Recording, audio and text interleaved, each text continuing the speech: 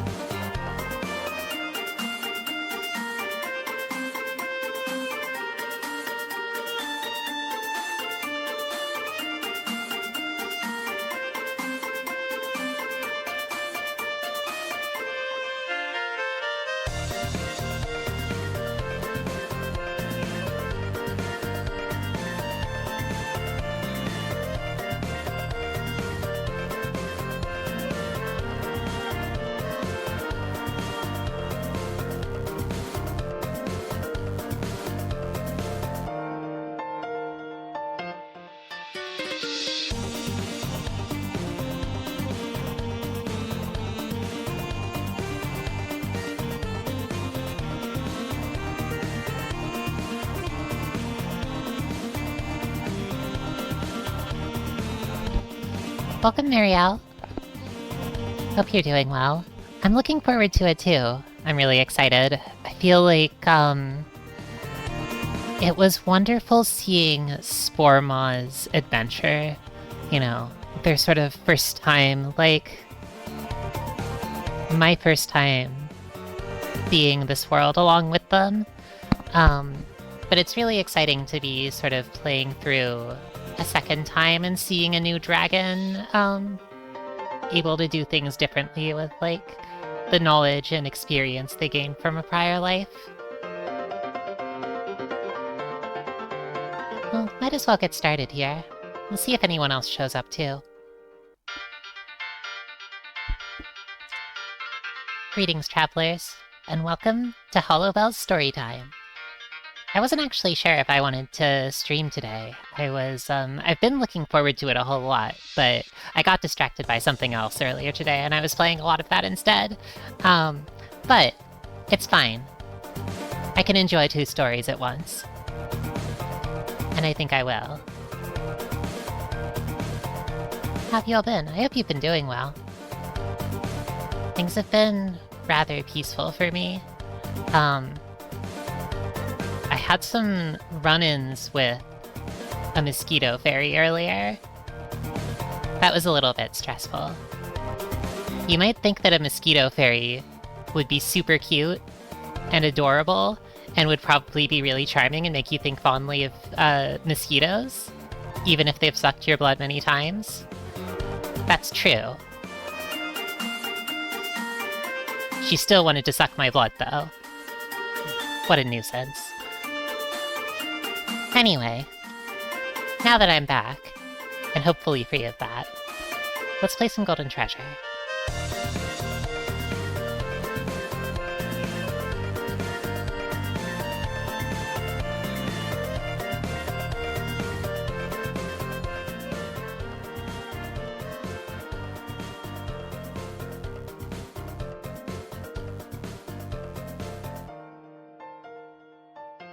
Getting your blood sucked by another fairy? Isn't that just a little bit Yuri? You know, how would you feel if somebody your size wanted to suck your blood? It would be quite unpleasant, right? I'm sure you wouldn't enjoy it at all. Well, maybe it is a bit Yuri. Oh well.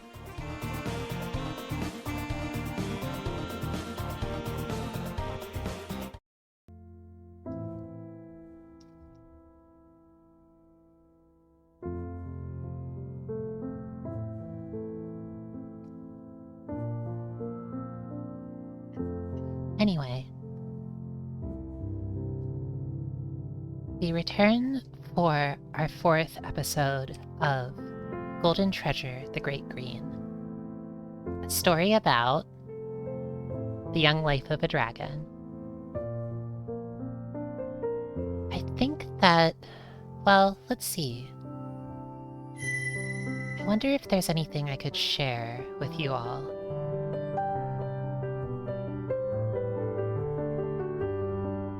I'm not sure that there's much to share here as a recap of last episode that, I mean, most of these we've seen before. For instance, these are little bits of the life of a dragon, but you will see these, I'm pretty sure, no matter what. Oh wow, there's actually a lot of pages. I think initially this gallery had like maybe 6 pages or something like that. I might be wrong, but it seems as though this has like filled out as we've been playing through the game.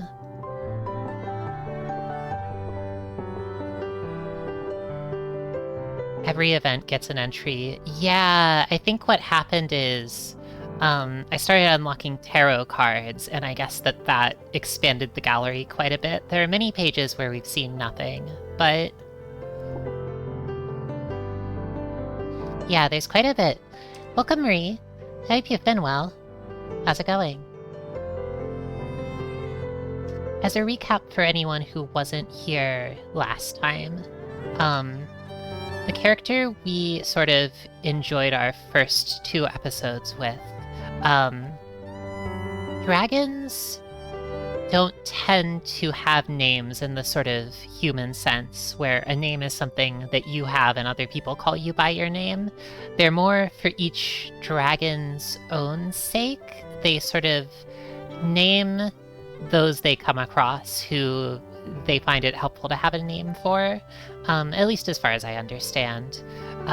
So, like, the dragon you play as doesn't have a name, though another character might refer to them as something they make up for them. And, like, your dragon never asked Darktooth their name before calling them Darktooth, nor Twist before calling them Twist. It's just based on observations they make about them. We decided to call our first sort of dragon Sporemaw, because of their propensity to eat old mushrooms they find deep in cages, or deep in caves. But, unfortunately, Sporemaw passed away, tragically. This other dragon, while Sporemaw was in the Great Green, the second area out of 3 in the game, after exploring for a while and seeing maybe about half of the forest, they encountered this dragon, Flare. A dragon they named Flare as they one day just showed up at their cave without any sort of provocation, without any fanfare, and blew up a tree and said, "Get out of here, or I'll do this to you too." So of course Sporemaw said, "Yeah, fight me for it." And unfortunately, Flare did. So, Sporemaw was not strong enough, tragically, and they passed away. Genius, however, well, so we found a second dragon. This dragon, has made many silly decisions. They've tried to fly, when they were just born, and made a bit of a mess of themselves, and learned not to take their own skills for granted. They learned, they consumed a memento from their parent, and got overwhelmed by the images and sensations, and learned the limitations of being a child. And they debased themselves in front of a bunch of house cats, and learned the benefits of humility. So, at least provisionally, we decided to call them Genius. At least, in part, I think it was tongue-in-cheek at first. But the thing is, failure is a much better teacher than success. So, I think the more things that Genius tries, the more they'll grow. And perhaps they'll even see this story to the end. Is there anything interesting that happened with Genius? Other than, well, we started getting a lot of tarot cards.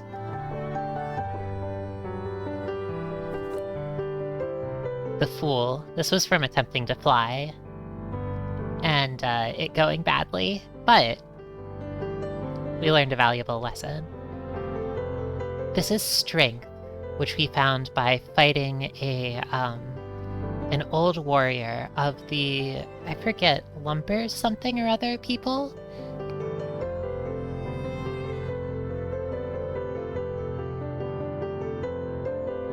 And Death. This was Lumberkin, that's right. Yes, the Badger. Lumberkin, yeah, that's right, the old Lumberkin warrior. And we found this card, Strength, from it. We also, well, poor Sporemaw died, so this is Death. But we have 3 tarot cards now, and I hear that these all convey sort of, benefits on later playthroughs. And in the current one as well, they up your stats if you get them. They also are very, very pretty. I love this one. Poor dragon skeleton, left underground, their flesh having rotted away, and a beautiful tree interwoven with it, growing on top. I think of all the ways to go. Or at least, of all the ways to give back to the world. That's a nice one. This music is really beautiful. I feel like, it's nice to sort of revisit things here before moving onwards. It's really calming and peaceful.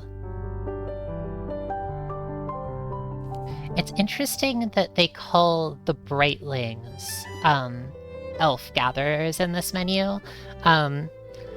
There's a kind of fun way in which the way that the roots weave through the bones was really beautiful. Making it clear that, like, something sprouted, even from the fallen dragon. They fell too, and could be reborn in a different way. I think that's beautiful. The Brightlings, who we now understand to be, I believe, from the void, from the stars beyond, are referred to as elves here, which I think is interesting. They look like people... I think it's out of interest in people. Maybe somewhere between, like, interest in people and wanting to entice people. I'm not sure which of the two it is to a greater extent. I think it's both. For instance, there was a nice event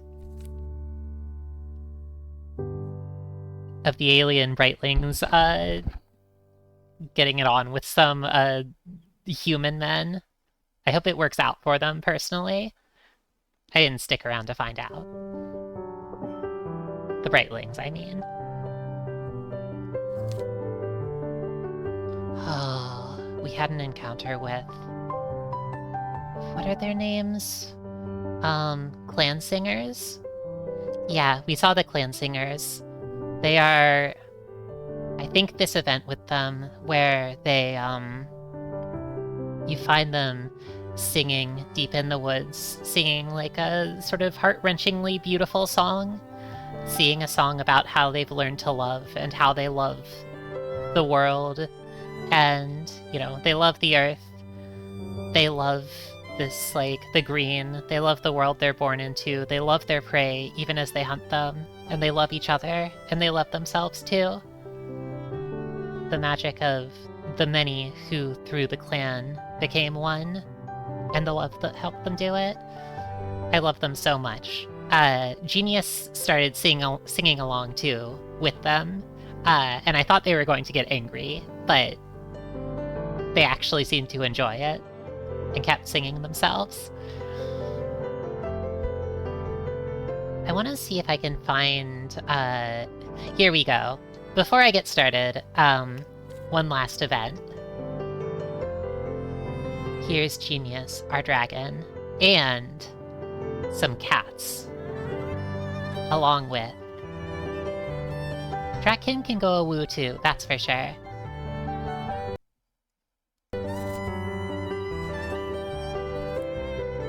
Yeah, I actually thought that, it's really interesting that the menu does have,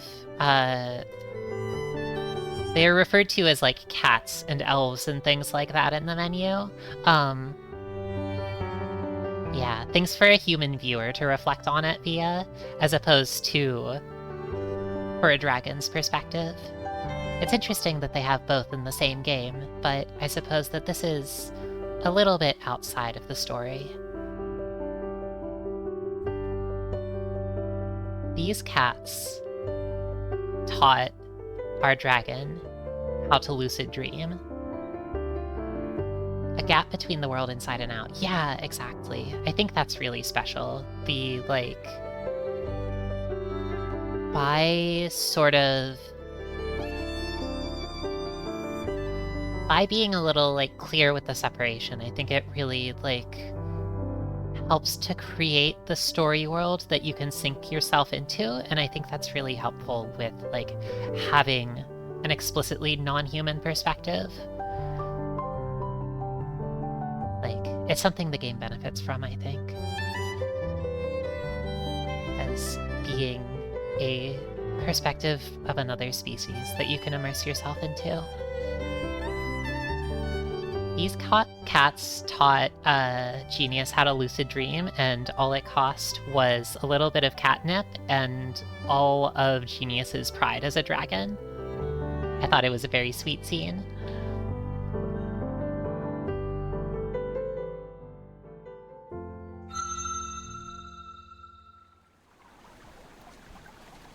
A new sun has risen. Our song of life continues. We're very hungry. But we're in the spring of our youth. The great green is ours. Explore, discover, and grow.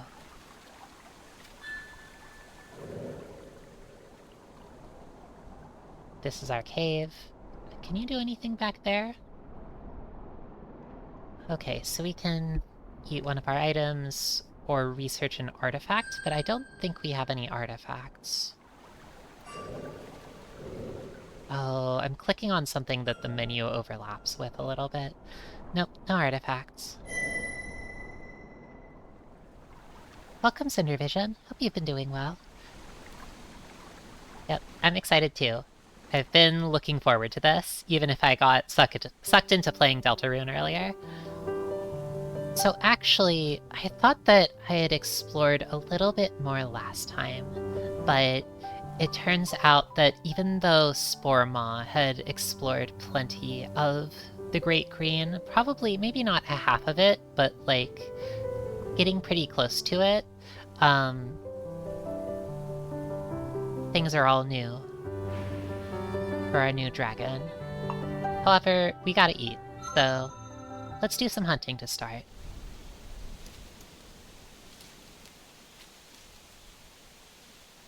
We could hunt the familiar Deathbite tail beast, but we're already quite familiar with them, so I'm a little curious to see who else we can find. Oh, this is just a little long-ear. The long-ear, I believe, was one of the first creatures that we found. Yep. Well, no harm in,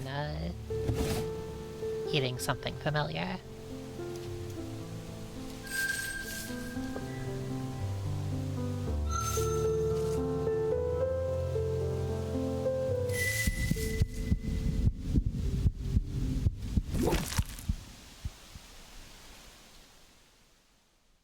Sorry, Cindervision, that you came into chat just to see that.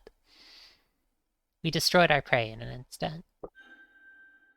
In its fragrant flesh, we taste the flowers of spring, the grasses of summer, and the hidden root treasures of the fields.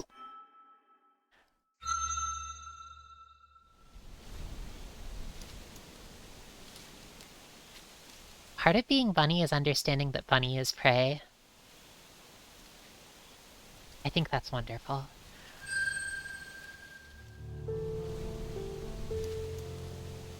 Oh, our friend the White Black.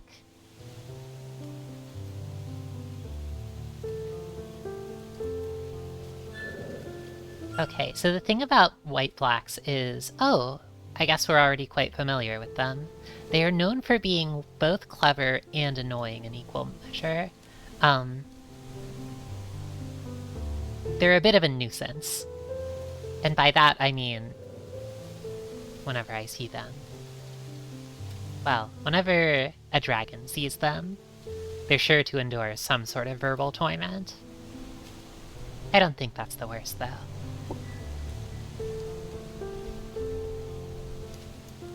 This certainly isn't personal.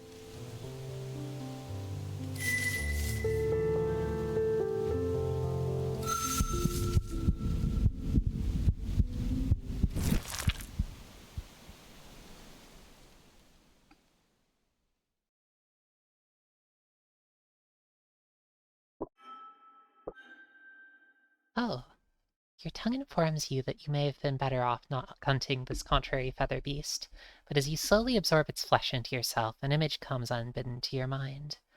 5 silver nuggets, 6 golden ones side by side, and 7. What? Something important.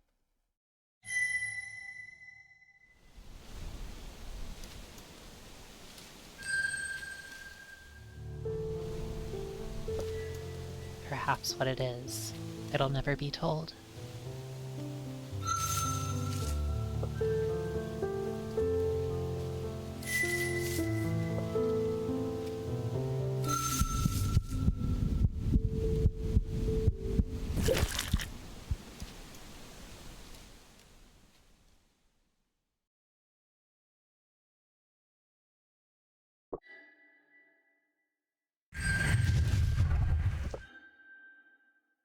Alright, we're a little bit less hungry, but this is definitely the sort of place where,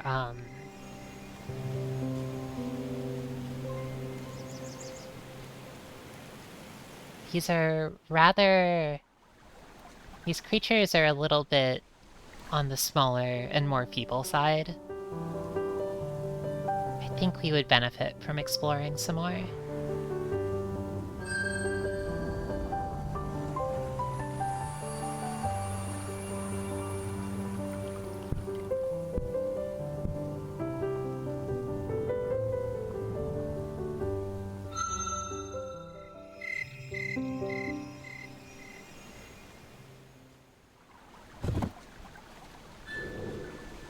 We have plenty of shiny things to start, so I don't think we really need to go looking for more. I think that this symbol is Darktooth, and I could go and talk with them, but I feel like it might be helpful to look around and find some more events before that. There was actually something last time. I'm not sure if it might be dangerous to, like, go here too early, but I don't really... I'd like to check this area out over here, because I saw something a little bit alarming. There was a tall man, but also what seems like a fire. The shallow river becomes 2 here, and so the local good beasts often call this area the Split. This Coldward's edge of the Great Green is pleasant and fertile for the most part, but is also the part of your domain closest to the Tailless lands, though they are still quite far away. You may seek your fortunes here with a little fear. I was thinking... I feel like interacting with the Tailless is likely dangerous. And in the past, notifying the Tailless of presence has sort of shortened the amount of time that I have to, like, exist in an area. But this fire, I'd like to check it out, because I believe that,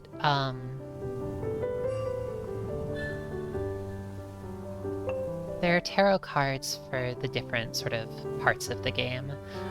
For instance, we found 2 tarot cards in part 1, the Fool and Strength. We didn't find the Hermit. I think this is deep within the Machine Cave, underneath the mountain. Probably past that fan that we couldn't proceed past in the initial sort of, playthrough with Sporemaw. The Great Green is untouched by tailless settlements. It did mention that, yeah, so I was curious why there was a tailless up here. Maybe they're like an explorer, or maybe they're even... I'm like curious about them. I kind of want to interact with them, even though it seems like a really bad idea on every possible front. I feel like it could be interesting. So there are going to be some in part 2, like some sort of tarot cards to find in part 2, and I think this playthrough I'd actually like to try to get some of these, because they increase stats, and also if we die, they will make future playthroughs easier, so I think it's worthwhile. The High Priestess is found by visiting the Spirit of the Green. That is in, this area down here. I think there's, like, a giant tree that, had some really hard elemental checks. I'm not sure if Genius is strong enough to take them on, but Genius has 4th grade Fire, 3rd Water, Earth, and Air. So I want to at least get these 3 elements to level 4, I think, before taking it on. I feel like that might be worth taking a shot with, but in order to do that, it'll require raising these elements as well. 4th grade Fire makes me picture a wee red dragon elementary school kid. Oh, thanks, Atelier Zeno! I appreciate the subscription. Welcome. Hope you're doing well. Hello! We're getting back into our dragon life. Our second playthrough, and approximately like a third of the way through the game. I'm doing lovely. It's nice being out in the woods. And yeah, this is really pretty. Genius is just getting started today, but they're exploring the Green, which is their new home, at least for now.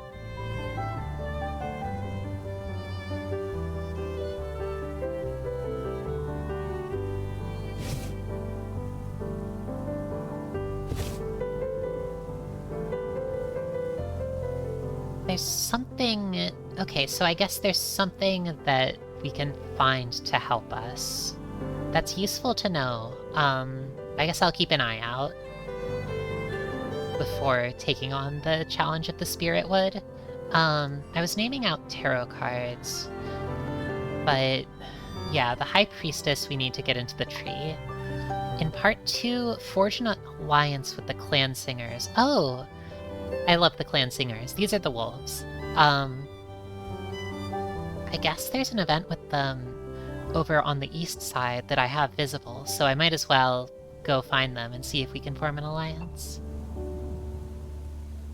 There's one, the Empress, for bringing the Woodstriders home. I believe Woodstriders are what we know as deer, I think? Oh, Surefoot. That's a nice name.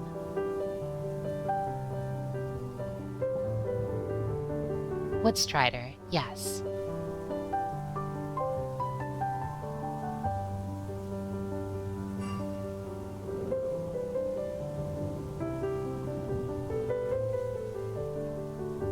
So, the other, something about bringing the Woodstriders home. I'm not sure where they are, but I guess if we can find them.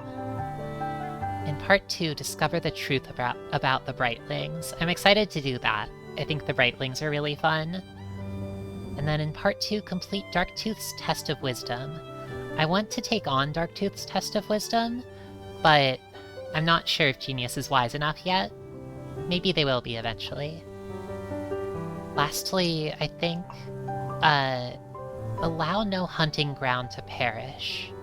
I'm not certain about this, but I'm a little bit nervous about that fire. The fire that is burning sort of up here. It doesn't seem to be near at least any hunting grounds that I can see, but it seems like something that could spread.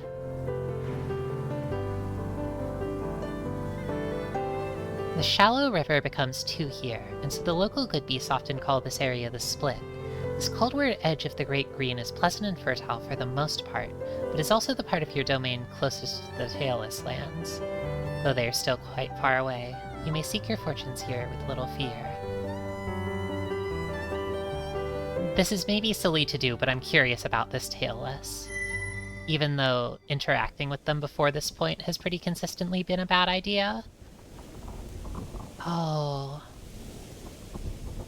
This looks like a small child. While exploring the Great Green one day, you taste strangeness on the wind, salt, fear, and something unnervingly other. Following the scent, you soon discover a lone no-tail hatchling. stumbling through the green on its insufficient legs. Oh, they're shivering. Poor baby. Its four paws are clutched to its belly, and its second skin is tattered and frayed. Every once in a short while, it emits a wail, probably trying to attract others of its kind to it, but all of your senses agree that it is the only tailless anywhere nearby. It is starving, lost, and utterly alone. Still, there is plenty of flesh on it to make a fine meal. Destroy and consume it quickly before other predators arrive. That's a little bit tempting. Oh, wow, that's actually a huge meal, and I am pretty hungry. I'm gonna try this, though. This sounds more interesting. Knowing that you cannot sing to such an alien mind, you decide to use a different tactic to influence its movements. You show yourself to the grotesque hatchling at calculated times and places. Fear causes it to run away in the opposite direction. In such a way you herd it coldwards, toward the lands inhabited by no-tails. However, a tangy breeze heralds oncoming danger. Another predator, a great slide claw, has sensed the lost hatchling and is interested in consuming it. Will you bar its way? Well, it was easy to show concern for the hatchling, so long as I didn't have to endanger myself at all. But I think we can take them. We're level 4 fire. We're strong. Oh shit. This isn't great.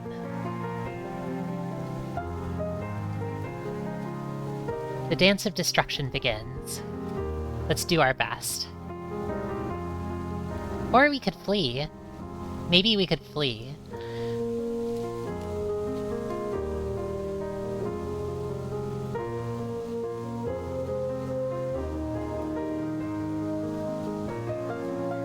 Okay.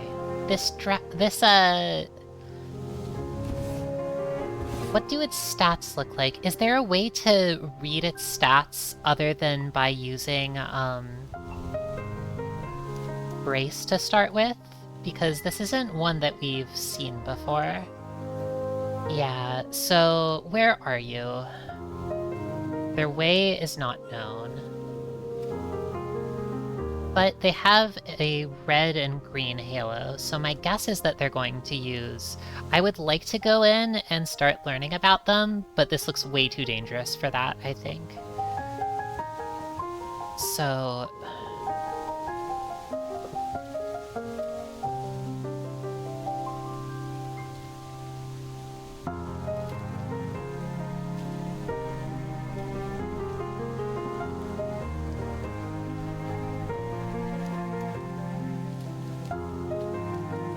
they have powerful fire attacks, it might be worthwhile to use Pacify.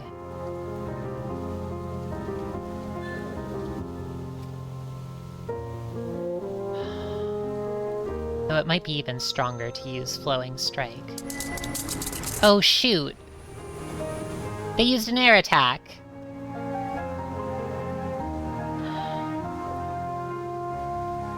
They gotta use fire this time.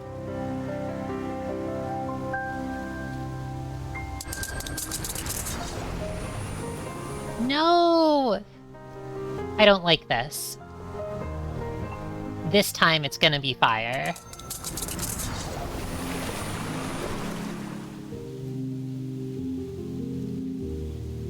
Okay, it's gonna be fine.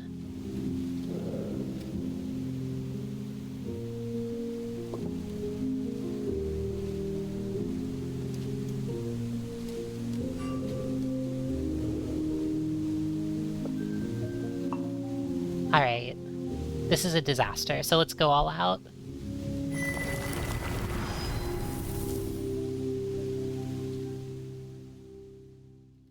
We died!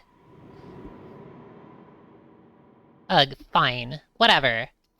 I can't believe that I got right back into this and led Genius to lose their poor life.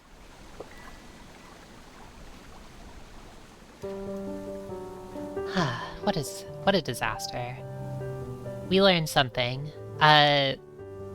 It's better to let a little human get eaten than it is to take on a lion.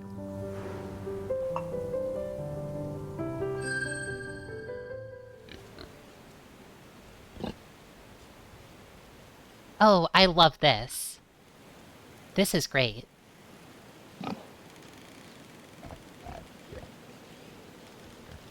Perhaps when we're stronger, we can do something interesting. That's what I think too.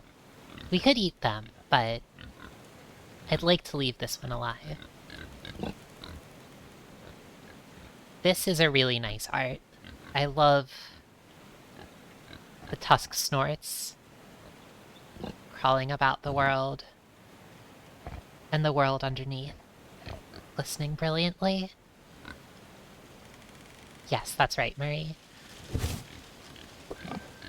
In accordance with their way, all of the adults are birthers. Givers are exiled once they come of age, doomed to wander alone, and they are led by the eldest, who has overcome many trials, birthed many young, and seen many turnings. This group is slightly larger than usual, and seems to have some purpose. Noses to the ground, they sing squirking, roughing songs, occasionally releasing scents which are a language unto themselves. Their hatchlings shadow them, occasionally play fighting with each other, or investigating new smells. They have not yet detected your presence, but their legendary olfactory capabilities leave little doubt that they soon will. What is your will? I wonder what a dragon looks like to them.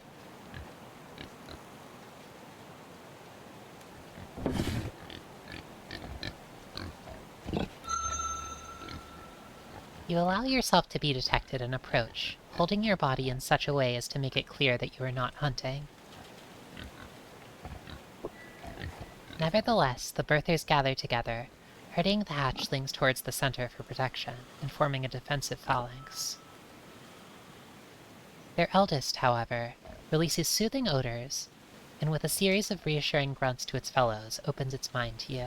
When you inquire as to their purpose there, you receive the following reply. We seek the flavor blessings, soft, black, and sweet, dark, savory fungoids, rooting within the Great Mother's flesh. Only tusk snort noses are so keen, so refined, as to scent them. Great honor shall be bestowed upon the one who finds the most, for it is the fungal festival, the yearly truffle hunt. The truffle hunt sounds awesome. So we could attend the festival as an observer, announce that we will become a contestant, and thus hunt these truffles with our superior senses. That sounds, like it'll go badly, certainly. Or at least, we won't be very good at it. It would be nice to learn from them, but it would also be nice to, maybe talk with them, so let's try conversing. Too old to join in the truffle hunt, the eldest is willing to trade thoughts with you for a while. Its body is frail with age, but its mind is sharp and well-seasoned for a tusk snort. The old birther chief tells you the story of its people, as they understand it. The tusk snorts were created by the Great Mother to seek out the best things in life, and were given keen powers of scent to find such things, as well as stout, sturdy bodies with which to win them. They are constantly searching for a place called the Feast Land, where each of the plentiful roots and grubs is a delicacy like a fine jewel. That sounds beautiful. Since it has been many generations and none have found it, a few tusk snorts now believe that the true Feast Land lies within, and represents a state of mind. I love that. You know, anything can be a delicacy like a fine jewel, if you approach it from the right place. With courage and love for one's own clan, explains the matriarch, life itself becomes a feast, and the quest is accomplished. Still, their givers, when they come of age, are forced to leave the clan, swearing not to return unless they've found the fabled feast land, or unless it is the festival of life, the yearly time of their dance of creation. We also share a few aspects of Drak culture, which the eldest is pleased to learn. When the contest is over, the victor blessed and the truffles consumed, the Tusk-Snort clan moves on. The old Birther Chief bids you farewell. But the dance of destruction looms, and you feast on our flesh. Take this, my blessing. May you find your feast. As it departs, you feel you've learned much about the Tusk-Snorts in their honorable way. It was a sun well spent. We are the people of the open senses, tasting scents in the air beyond the dreams of others. We smell what is hidden below Earth's rich skin, and become one with it, tasting the joy of life. Life and death we face, with a warrior's soul, unyielding to despair. When seasoned with courage in the heart, and love for family, all of the world is a feast. This is our way, the good way of the Tusk-Snorts.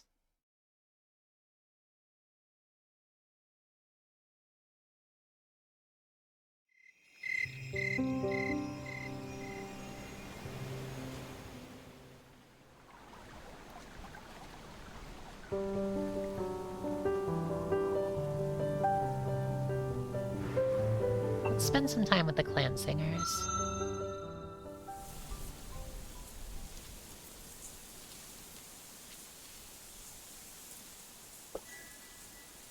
It's alone, and unlike most of its kind. When it senses you, it does not sing to gather its clan. Its body language is cautious, yet respectful.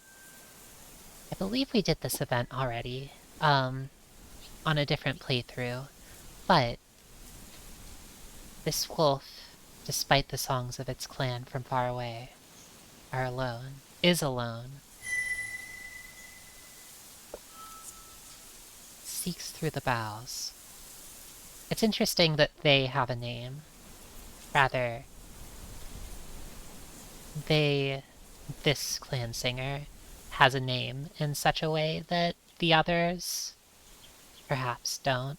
Or not the others, but like the dragons don't necessarily seem to name themselves, as far as I can tell. Though maybe they do, and I just haven't met a dragon. Dragons don't have names given to themselves, but clan singers do. It's interesting. What business has one of the ancient kin with a lone clan singer?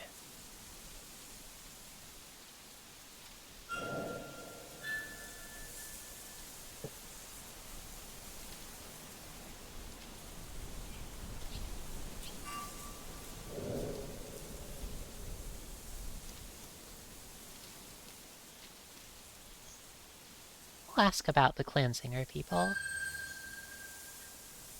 The clan singers are proud children of earth and sun. We have knowledge of a great truth. Many can become one. We join together to hunt greater prey, as all know. Even the great grazers are not safe from us when we see with many eyes, hear with many ears, and strike with many fangs. When we succeed, we celebrate with crystal pure song, and sleep drunk with warm flesh. But the truth of the many in one goes beyond this. We form bonds with each other, in which a new essence is created, the spirit of the clan. Each clan has a different spirit, bound by love and defined by the wisdom of its members. From birth we are taught not only to survive, but to love our clan, to love our prey, to love rich earth and clear night, and the scent of our creators. Our people are found all over the Great Mother's body, and our song echoes from every green. More proof that we are beloved of earth can never be given.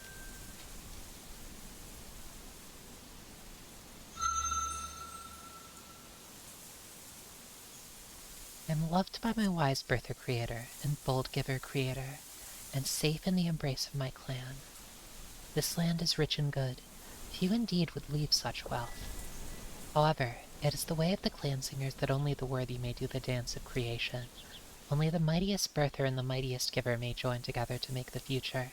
In this way we pass down strength to those who come after us.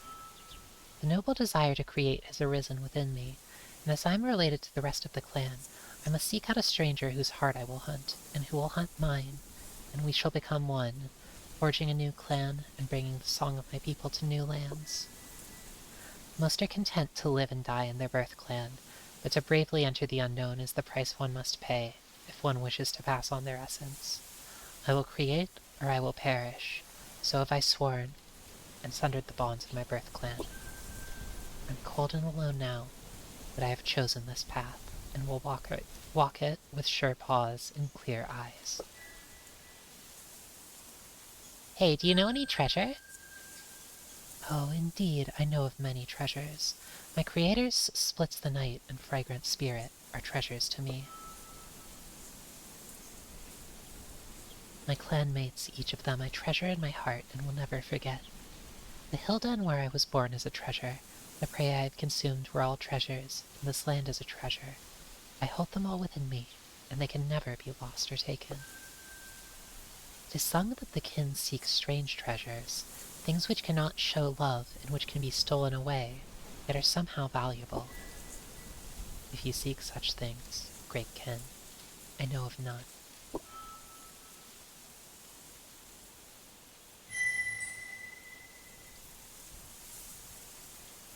They don't like being told that they sing to Moon. That is a false truth. We sing upwards so that the song goes out along the air paths, traveling far before it falls back to blessed earth and other ears, and we sing on the bright moon-drenched nights, for that is when it is easiest to hunt and the land is at its most beautiful.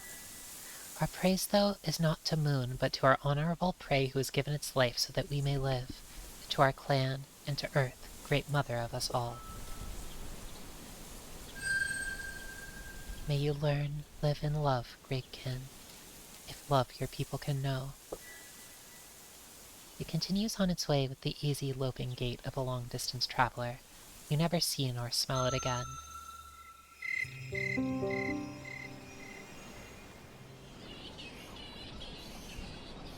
Oh, these menaces. Returning from an outing, you stop short of entering your lair. There is a potent smell wafting from the cave, gray-green and odious. Cautiously you step inside, and looking up, you realize that the ceiling is moving, little waves rippling across the surface. The cave is full of featherless flying furbeasts, shriekers, thousands of them. They sing impossibly high songs to each other in a mesh of sound which tickles your mind. Despite their having been here for only a short time, their leavings cover the floor. I forgot about this event. Watching you, they seem to be waiting for your next move. Use your flame to incinerate the polluting interlopers. Shriekers are not bad to eat, make a meal of it, and attempt to decipher their strange singing. This was not here before. I'm not sure why it's here now and wasn't before. Last time we chose this option, and it turns out that bat guano is explosive. You listen to their song. You cannot hear it clearly with your ears, for their songs are too high-pitched, but you hear them in your mind. What has eyes but needs them not? What has legs but does not walk? What has wings but not one feather nor scale? Welcome, Helios. Yeah, it might be a question of water proficiency. In this case, we have third level water, so we're fine. I think they're talking about... Well, what kind of creature is this? At least. How do they refer to this creature? If they're in here at all. Which they may or may not be.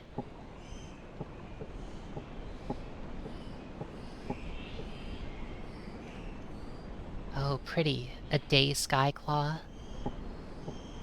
I want to see a blackburn. I really want to see a blackburn. Okay, it seems like bats are not listed in the sort of animal mastery table. I love blackburns too. They're my favorites. Friend of all fairies. Well, maybe not all fairies. And not all blackburns. But you know how these things are. We are the question, and we are the answer. Sweet are we, like the nectar our prey drinks from night-blooming flowers. From our old to our young flows wisdom, so the colony, our true self, changes, yet ever remains the same. New songs are sung, new riddles forged, yet all know the glory of flight in the darkling sky. Wisdom we have, if you know how to ask. Treasure we have, if you know how to take. Songs we have, if you have ears to hear. Songs we share, if you know how to sing. This is our way, the good way, of the Shriekers.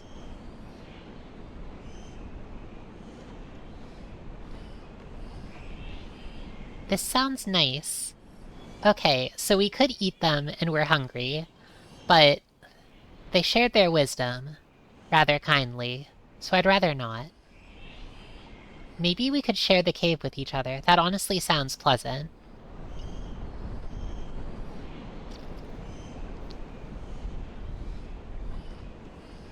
But at the same time, I feel like we could use some treasure. Perhaps surprisingly, the Shriekers are enthusiastic about the proposition. They huddle, sharing stories and possibilities rapidly among each other in excited ripples of sound and motion, and then finally turn to you. Their eldest sings in that sharp, sharp tone at the edge of hearing. The flowers laden with nectar, the clean aroma of night, the fragrance of rain-scented sweetened grasses, all of these are wondrous scents. Tell me then, of all things, what smells best? It is close indeed, right in front of your very face. I know this one.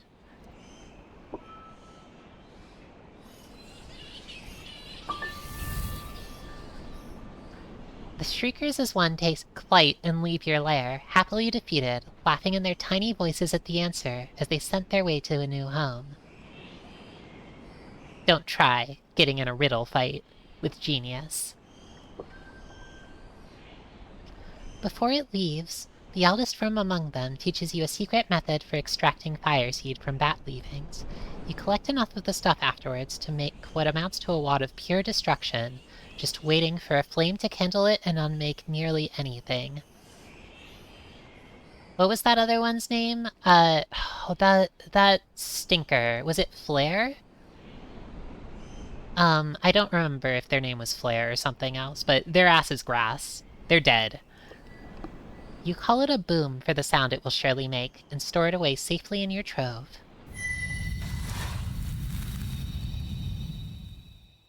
This is a boom, called so on account of the sound it will surely make when fire is applied to it.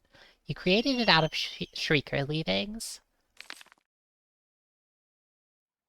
I'm not sure if this is the sort of thing that our dragon could use in a battle, but if it is, then I think we're gonna blow up that other dragon as soon as they try to steal our turf.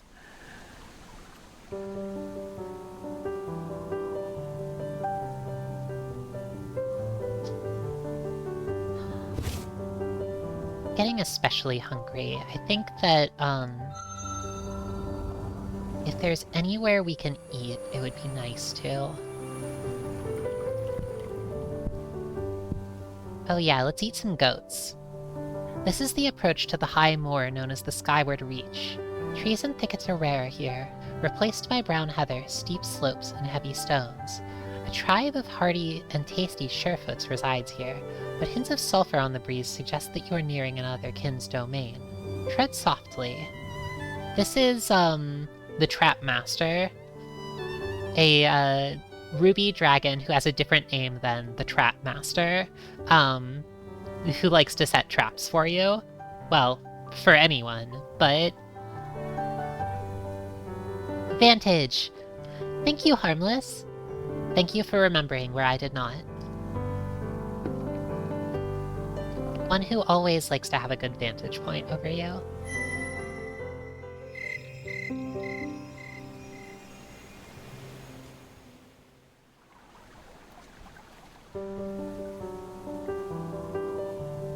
Something I'm curious about is this sundial... When this sundial completes, will we end this chapter? Is it the sort of thing where, this is solidly, like, how much time we have in the current area? Because that was the case for,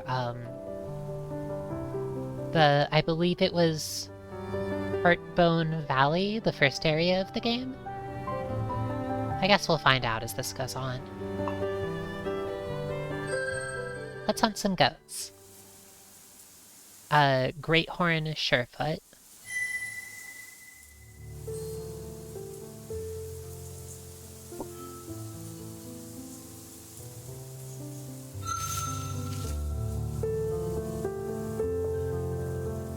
This goat is a little bit freaked out.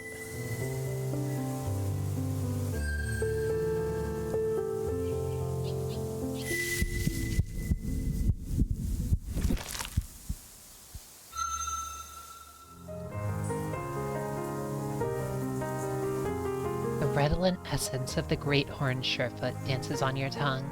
It's crippled and stands in the very shadow of destruction. And yet, we must fight. We don't know very much about them. Not enough to see their strengths, nor enough to see their attack patterns. This is a member of a warrior Surefoot tribe, a group of large stone-footed fur beasts well suited to life in the rocky lofts of the world. They have very large, proud head weapons, but they are more feared for their unusual courage. A great horned Surefoot willingly engages in combat with larger animals, and often wins with sheer tenacity, driving away those who would feast on its body. I had a feeling their horns look especially dangerous, so I'm a little bit nervous that they, even though they are nearly defeated, that maybe I shouldn't try to observe them for too long. Yeah, like this, they did moderate damage. I'll do one more. I think that was a fire attack?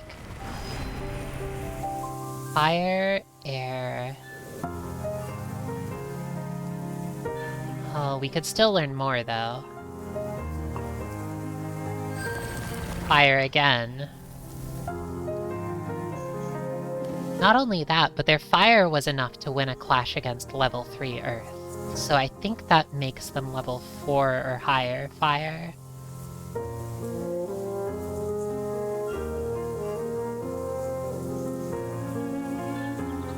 Maybe one more. Water now.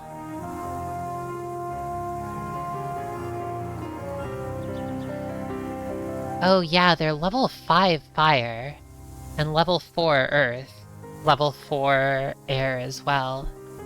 Our health is still blue, but since they have the stat advantage, I'm a little bit reluctant to push them further.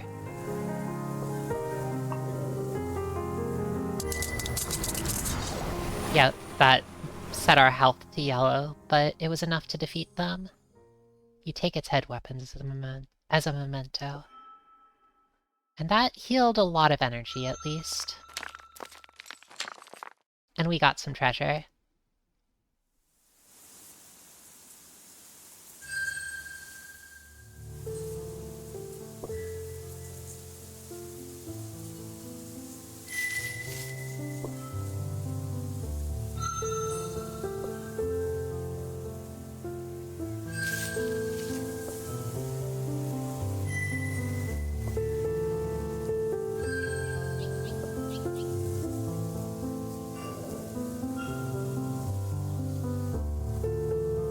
Are they? Here? The Great Horned Surefoot. Well, we have their attack pattern now. Oh... I'm a little nervous to fight them when they're at full health, but... let's give it a try. And if they're too strong, we can always run away and then end the hunt early. So... oh, we finished studying them. Perfect.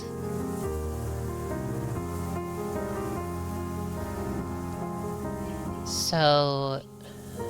they have a 50% chance of using a fire attack, so water could be beneficial. But there's a 1 in 4 chance that they'll do severe damage to us if we do that. But at least that'll set us up for knowing where they're coming from.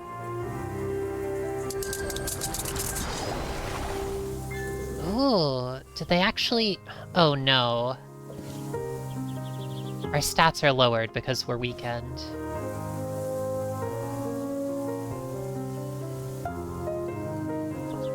Well, they're going to use a fire attack next, so...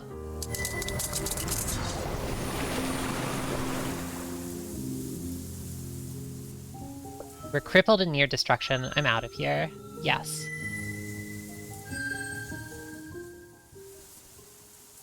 Let's get out of here. We are the people of high places, where the sky scrapes against the stone, where others dare not tread. We stand only in our own shadows.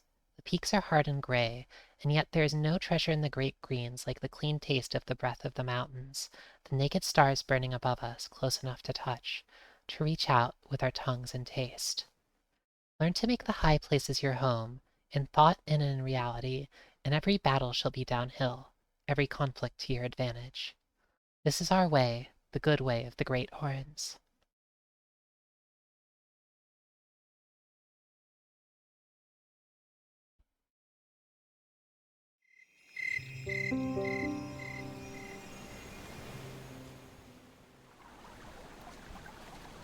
Our Song of Life continues, but barely.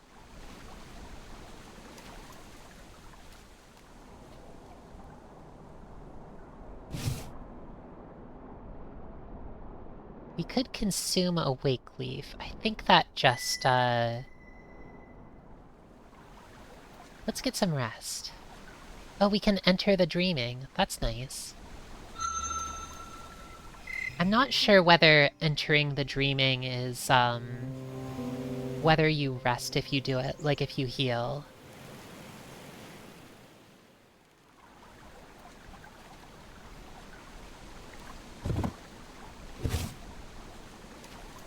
I suppose... I mean, you're sleeping, right? So it probably heals you, just like, sleeping normally does.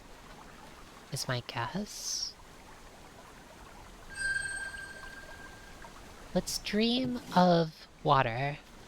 You don't get the extra healing. Aw, that's too bad. Well, maybe not then. Let's rest some more and try to heal back up.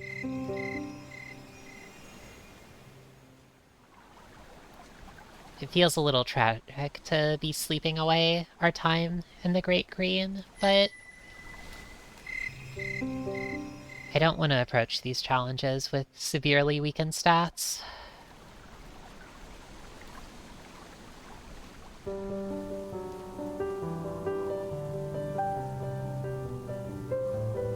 There was a rather tragic event with this Great Horn that we saw last time that I'm a little bit reluctant to approach now. This Great Horn was trapped underneath a rock and we tried to free them, but instead made things worse. It doesn't feel worth it, but maybe there are other things we can do to raise our stats further, though 4 fire might be enough to help. Actually, you know what? Let's talk with Darktooth. Let's talk to our friend Darktooth. Darktooth senpai. Well, maybe I shouldn't call them senpai. It's more like a ancient elder dragon teacher and tiny little whelp who was just born yesterday. But to genius, I think that's senpai. Yes, sensei is more correct.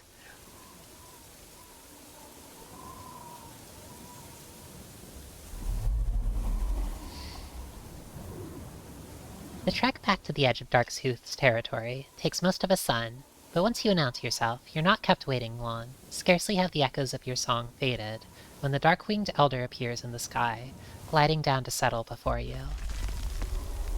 The young kin has survived its first great sleep. No longer a hatchling, though still earthbound, formed and yet malleable like clay. Spirit wood, heart of the great green, shall try, temper, teach, test. But there are other lessons which may not easily be learned from nature. Perhaps a young kin is prepared to begin the great lesson, or does one come for another purpose? I love Darktooth. Darktooth is my favorite. Darktooth is wonderful.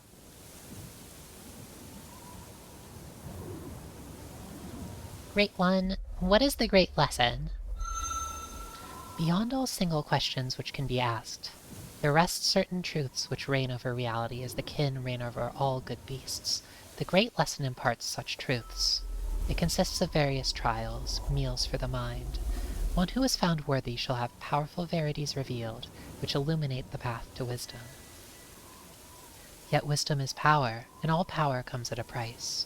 When a young kin feels as though it is worthy and can bring tribute, it may begin, but safety is not guaranteed.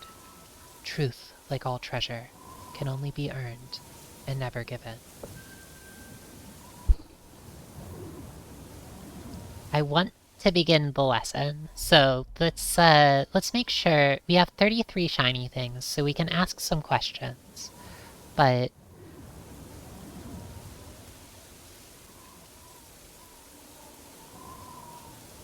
we found an interesting object.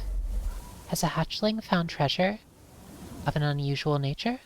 For a price, one can sing of its hidden lore. I found a bomb? I mean a boom. Okay, so using it will deal a large amount of damage to any enemy, so that's kind of straightforward. I'll hold on to this, and I guess it's not the sort of artifact that you can ask questions about. Or that you need to learn about, rather. Have you any advice for a young kin of the Great Green? The Spirit Wood, heart of the Great Green, may now belong to a certain young kin in name, but not yet does it truly belong to it. One's territory, be it dry or deep, great or humble, must be known and understood. When one has reached the 3rd degree in knowledge of air, fire, water, and earth, that's where we're at, then one shall be worthy to find the Great Spirit, which dwells in the Holy Vale.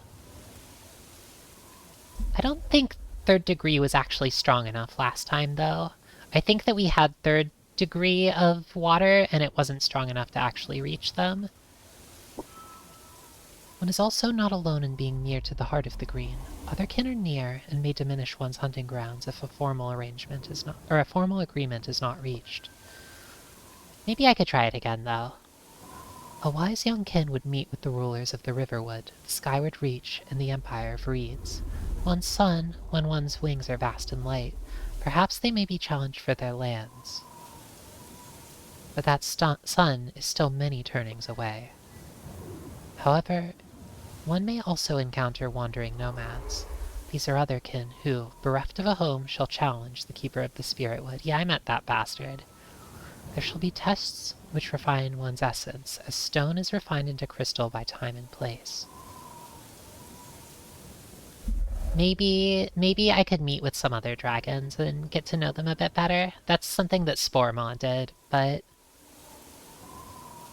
when the Spirit Wood is invaded, then must a young kin stand with claws rooted in the earth and conquer those who would take it. One must never retreat, nor surrender. One must also learn the ways of the many good beasts of the Spirit Wood. One must not hunt any one people or in any one place too often, or they shall be no more, and the land shall suffer, and a kin may go hungry, or worse. One's territory is always one's greatest treasure. Never forget this. That's really nice advice.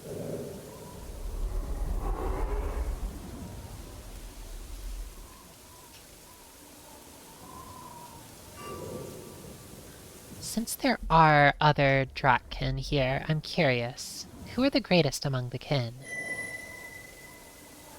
Among the true children of above and below, 7 are known to many as the Paragons, those whom none may challenge and whose names are whispered on the wind. First in might is the Scarred One, the broken yet unbroken, the many times burned. It dwells in the crimson deeps, where glowing earth flows like slow water. It has mastered, even enslaved, the wild element of fire. Secrets of destruction are known to it which would shatter even the strongest of minds. Beyond pain and madness, it has found treasures which should not exist. Many beasts, and even some kin, worship it as an avatar of the end of all things. They may even be correct. Treasures which should not exist. I wonder what they mean by that. Second of the paragons is the last of the Crystal Clan, the embracer and merger of all things, the lover and beloved, the All-Mother. It makes its home in the Heartwood, warm words and set words from the Spirit Wood. The Heartwood, huh? It eschews destruction and embraces creation in all of its forms.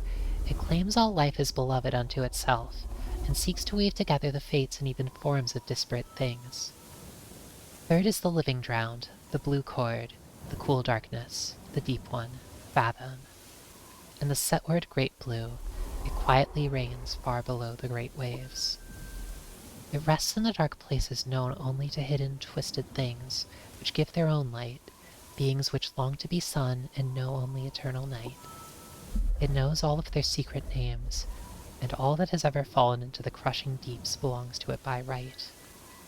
Others are not as near, and less likely to be encountered by a youngkin of the Spirit Wood. In a far riseward realm, all kin lower themselves in the presence of Jade Cloud, and the fiery islands beyond fear the raging glory of Blade Tail of the Several Minds. That's an interesting name. And there is the Ruiner. It sleeps. May it never wake. Darktooth is named only the 6th of the 7. It is, of course, far too wise to waste time talking about itself. Yeah, I had a feeling.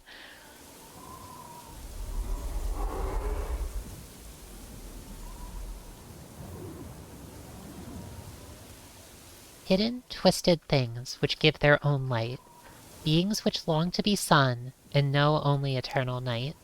That's really, really nice. I love the beings of the deep sea. Very, very much. I love anglerfish.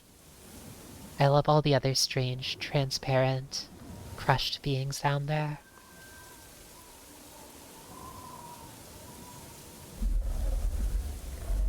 I'm sure I would love the dragon Fathom too.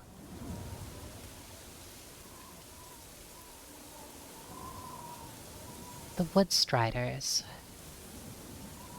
There are tarot cards related to the Clan Singers and the Woodstriders, and the Brightlings, so I'm sure that talking about any of them will probably reveal something. The Clan Singers, makers of the soaring, many-voiced music, are fur beasts who reject the way of solitude embraced by strong beings such as the Lumberer, the Slideclaw, and the Kin. Instead, they bind themselves, linking their destinies together. Even the mighty Lumberers and Hillbacks fear them, when they walk as one in essence, though many in form. They claim to have discovered love, a force which makes 2 as strong as 3, and many as strong as many more. Some claim this is mere delusion to justify their strange way. Others say there is a powerful music at work in this love. It is not for the kin to follow their way. Were we to bind ourselves to other kin, the land would not endure, and were we to bind ourselves to other beings, our kin essence would languish, and we would become weak and complacent, ripe for destruction. The love of the Clan Singers gives them strength, but that can also be used to defeat them. They care for their clanmates, and especially their young, so greatly that more than one Drak has defeated powerful chieftains of their kind, simply by threatening that which they love. Still, the Clan Singers are an honorable people in their way. They never resort to falsehood, bravely battle mighty enemies, and their minds and hearts are pure and clean as the sky. A wise Drak might find them useful tools, and of course the Great Green would be poorer without the beautiful songs they sing, the greatest of which can only be sung by many at once. I think that I really like hearing Darktooth talk about love. It's a nice perspective. Well, great one. I'm ready to begin the great lesson. White burning marks are scored into your mind, not song sigils, but curves, pathways, swells. It takes you a moment. But you soon realize that these are directions. That curve is a familiar hill, the line a great tree you have seen before. You now know the hidden location of the Great Lesson, and can travel there from your lair at any time.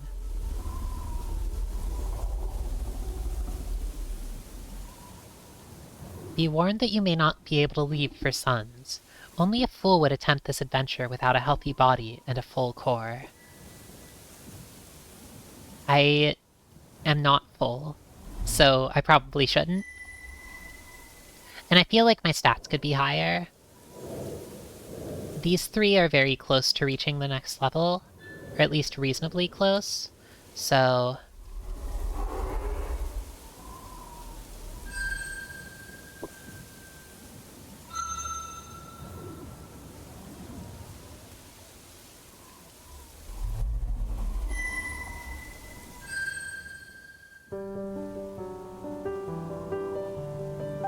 What is this symbol? Some kind of vibrant maze? Oh, I guess that this is Darktooth's test. That's exciting.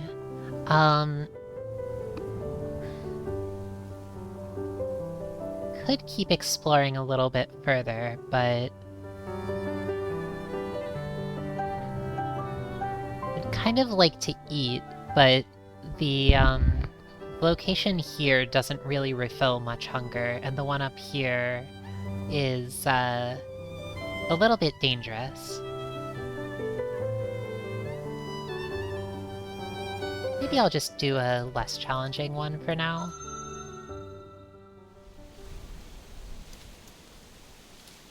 Okay, so this is probably a small feather beast smelling of trees.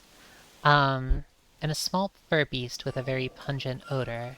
I think the pungent odor is a, oh, cute. I like this lesser slide claw drawing. Lesser stink strike, that's probably it. But they're not very filling. Deathbite tail beast is filling.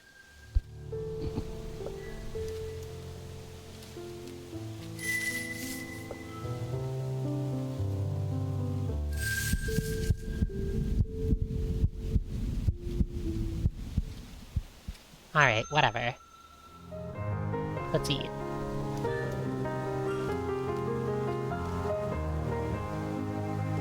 Their stats are low.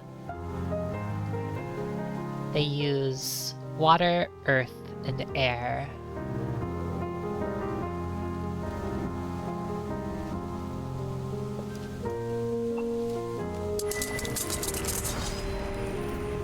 Oh, we took a little bit of damage. That's unfortunate.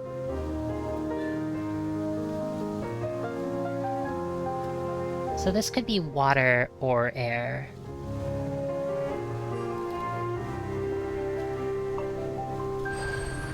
It's water. Hump is right.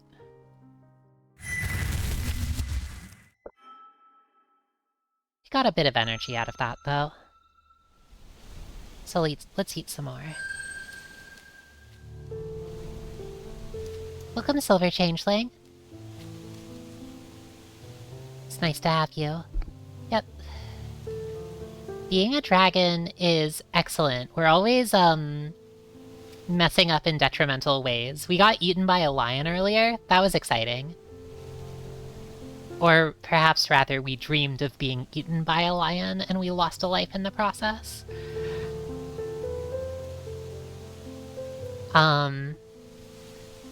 But we are exploring the second area of the game, the, I think, second chapter out of 3.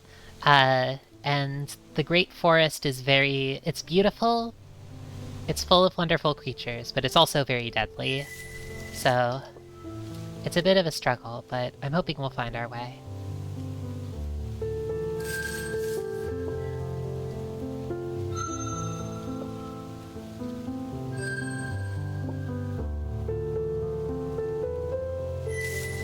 No! Get back here.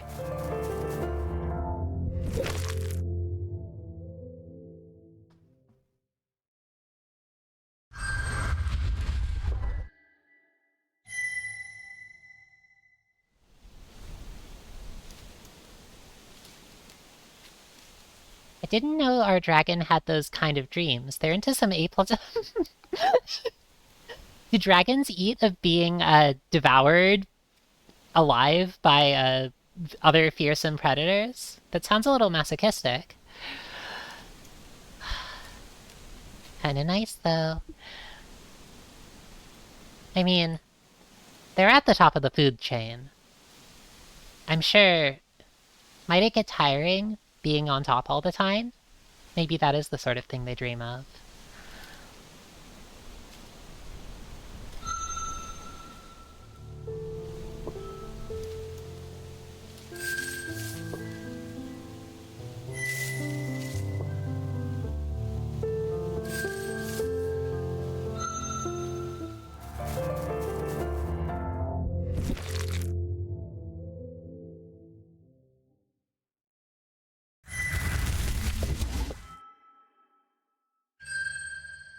Alright, perfect. The end of the hunt has come.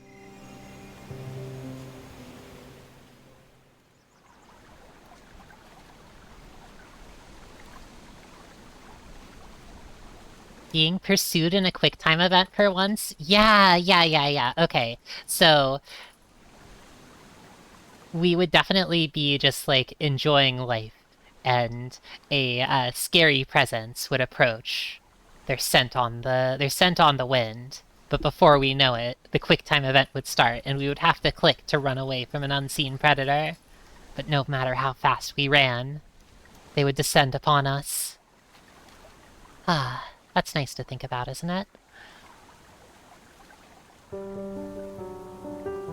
Alright, well, we're at full health, so I think it's probably worth... At least I'd like to enter the Lair of Wisdom and give Darktooth's trial a shot.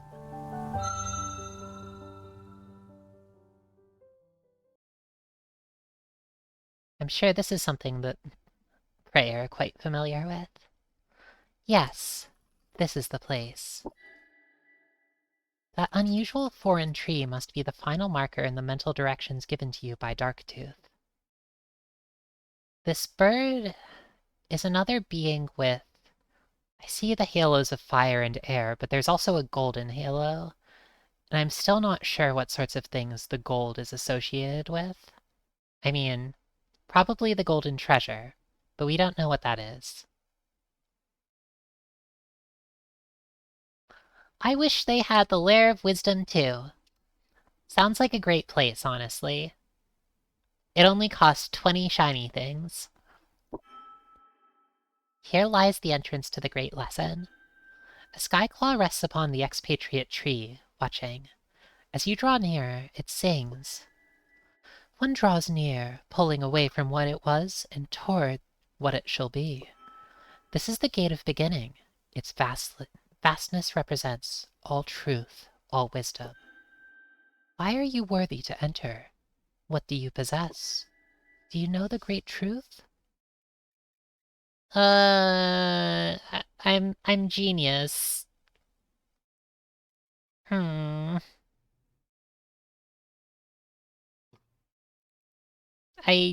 Yes, I know the great no, I don't know the great truth. Do you have great wisdom? No. Then you are worthy. Yeah, no, I wasn't gonna lie to them.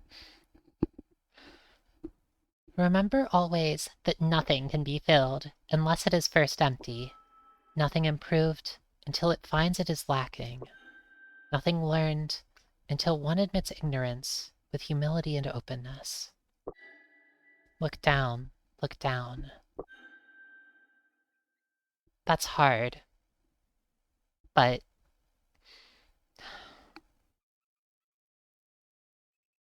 I suppose they're right. Looking down at the base of the foreign tree, you see a hole in the ground. It was always there, but it seemed so obvious that the huge stone was the entrance that you did not even notice. It's time to begin the lesson. Alright, I'm going to bring out the paper. It looks like we have another dungeon on our hands.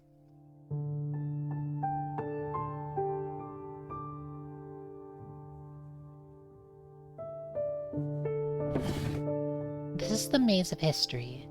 Though it is not dangerous, or so it is sung, only those who learn the true high story of the Dratkin people shall be worthy to pass on to the maze of philosophy.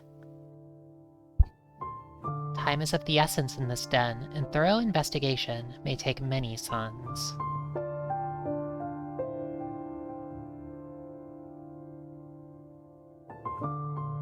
Many suns, huh? That's a little bit intimidating, to be honest, but...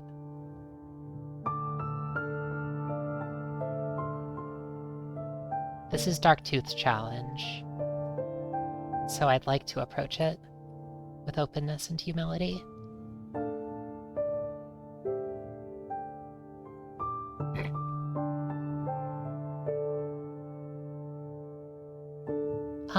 Also, there are these little blue sparklies in the air, and those are giving me flashbacks to another life.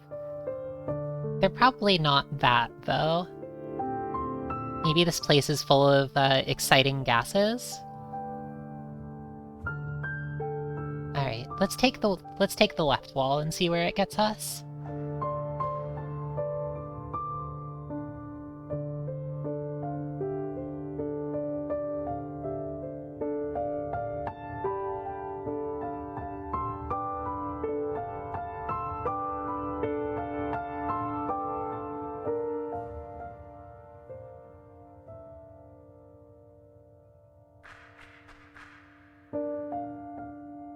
Whoa. What is this?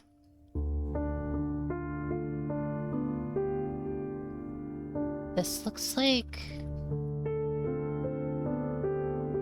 tailless, carrying some sort of tool in the mountains. Something that looks like dragons lying beneath? Also rendered in gold. Maybe some other creatures too. These look maybe like smaller dragons? Or birds? And something coming from the sky. Something that they're gesturing towards. I don't know what this shape is, because I'm just a silly little dragon. I think if I was a human, though, it might look something like... I would have to stretch a bit for this, but it might remind me of an eye floating in the sky, or perhaps even one of those depictions of spaceships?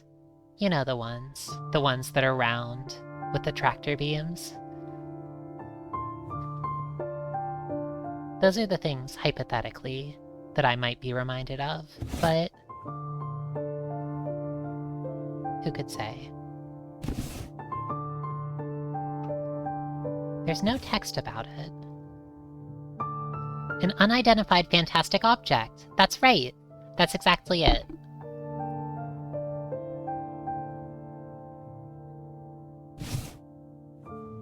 It is pretty fantastic. What is this?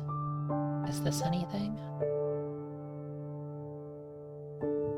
I think it's probably just a part of the rock.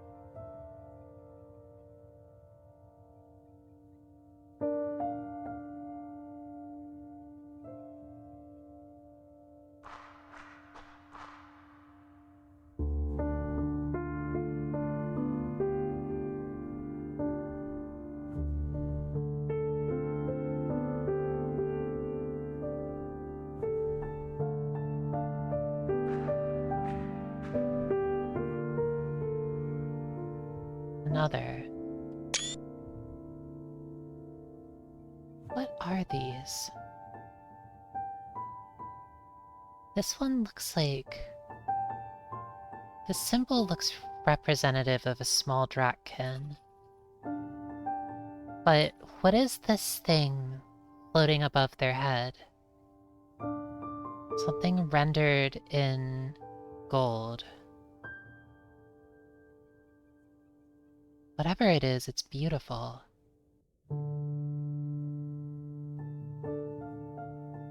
Triangles rendered in gold. Maybe it's some kind of golden treasure. Well, I don't know about that, but... Yeah, it's interesting that the kin here is iridescent. I'm wondering if there's, like, significance to the materials they choose? Or what, but... What is this thing that the kin is, like, on top of? This kind of looks like clouds, but...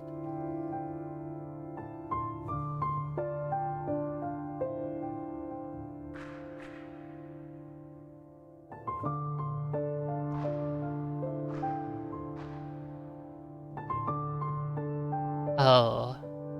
Is that...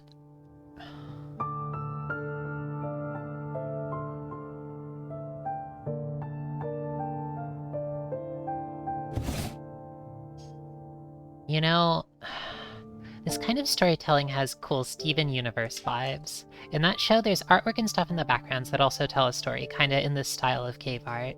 I see, I see. You know, something that I remember a long time ago seeing that show too, and I feel like there's things that, like... I think it's nice when this stuff isn't, like, explicitly described, you know? Like, it's really interesting. I think it's a really interesting choice that there is no text describing these entries.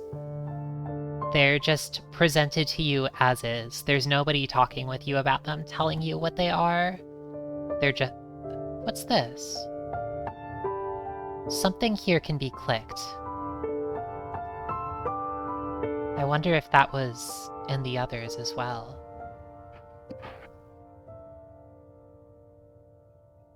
This...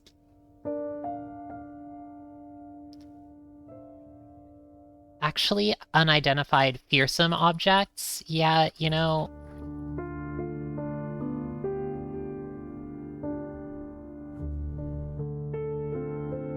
That's... I mean...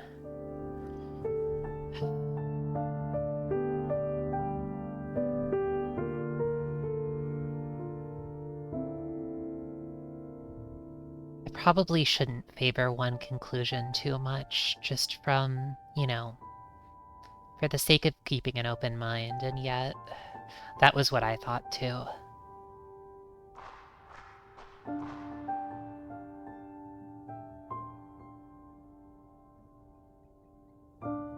Did this go somewhere else?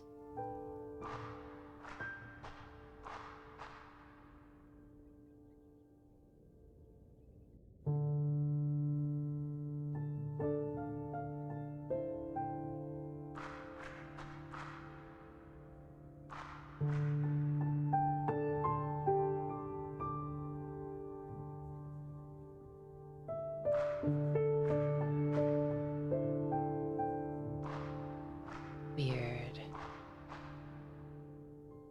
A hole in the rock. What are these?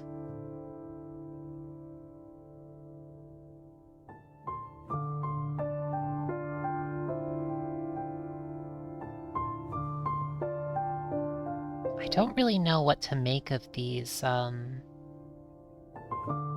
like... Is this... a cave? It seems really small if so.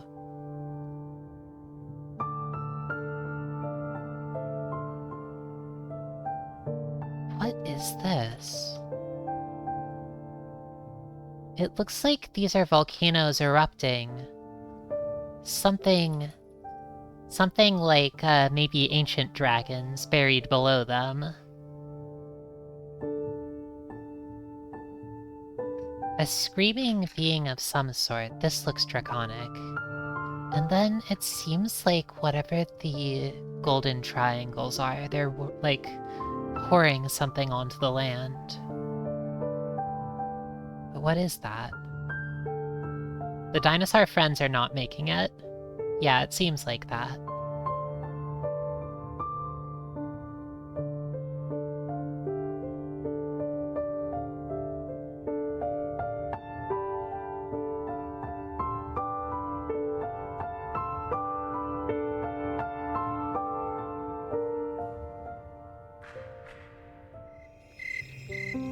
What?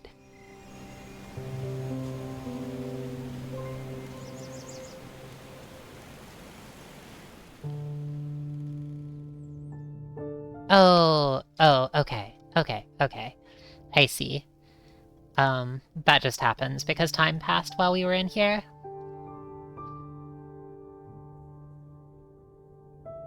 This is hard. I feel like, I think this place is the one that we were in, like, just a bit ago, but...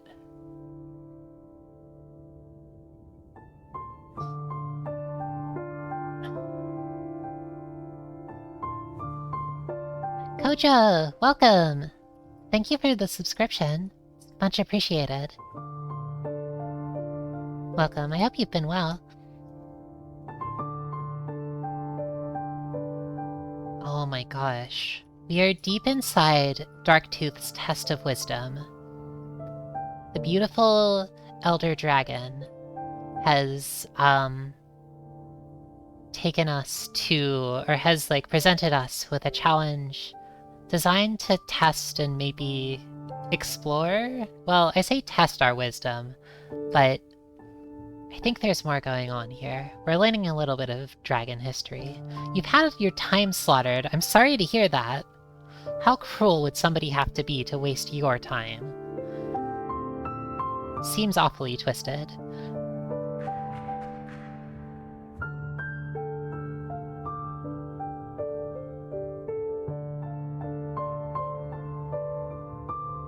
Just to me.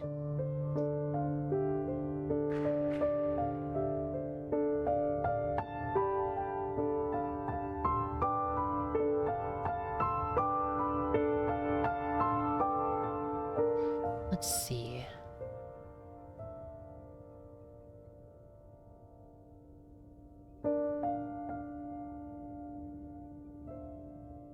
This is...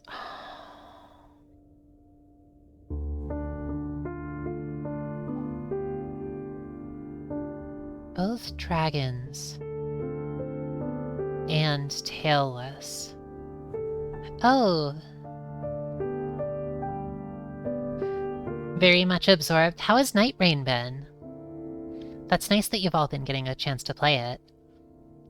I admittedly love Elden Ring very much, and I've been curious about Night Rain, but I simply have too many games right now that I'm actively playing to give it a try. I have been curious about it, though.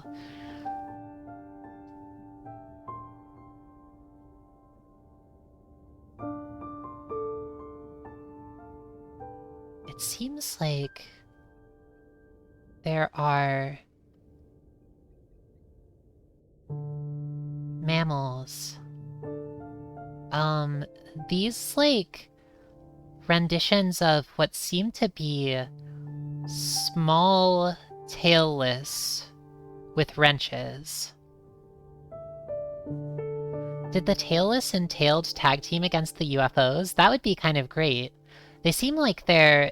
that's true, Silver Changeling. This is a place with no, UFOs as far as I can see. That's interesting.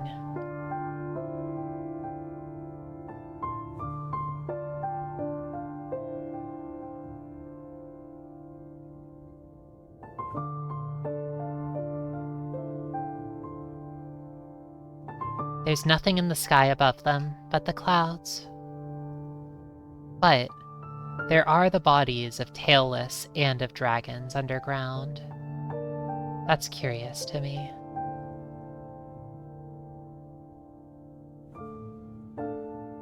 Oh, great. It's been a lot of fun. Yeah, I think that, I don't know. I'm really fond of sort of like collaborative experiences like that. I think that, like, that is one of my favorite things about playing, like, for instance, Final Fantasy XIV, which is a game that, I mean, it's complicated with an MMO that, like, takes a ton of time to play, but that is, like, one of the things about it that makes me feel the most fondly. Those sorts of, like, getting to go to a place and work together with your friends and even people you don't know. That's exciting that it's been fun. These ones make me think of dwarves, by the way. I wonder if the beings in that cave in Chapter 1 might be dwarves as well, but maybe I'll find out later. I think we've explored this path, maybe entirely, so...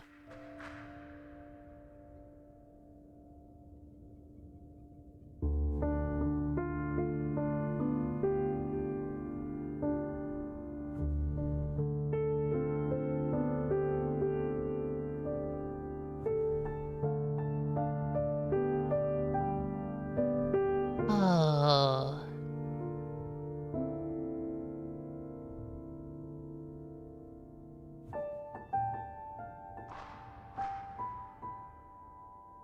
Having to roll with whatever you scavenge has been more fun than building a character? That makes sense. I feel like there's a sort of, it feels very nice in, at least, something I personally really like in Elden Ring, I know it's not to everyone's tastes, is, like, the feeling of, like, kind of putting together a build over, like, a long time and seeing, like, finding something that suits you really well and going all in on it. But at the same time, I feel like it was definitely a game that kind of made it clear, like, oh, there are all of these other builds you could have been playing with it, but you can't use your tools because you kind of, they're tools because you kind of spec yourself into one very specific thing. At least, maybe not like super specific, but you know, you're kind of always presented with like other options that you are a little like too far into things to play with. So a game that's like a little bit faster, where you can try out many things in that engine and like in that world, honestly sounds really nice. There is a cave and a hole. I'm gonna go to the cave and not the hole. Oh, that sounds nice.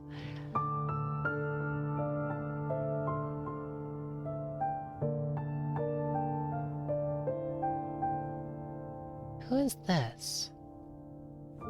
A dragon?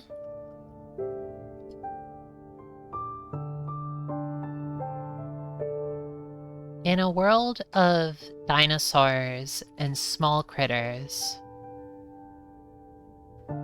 underneath golden triangles in the sky,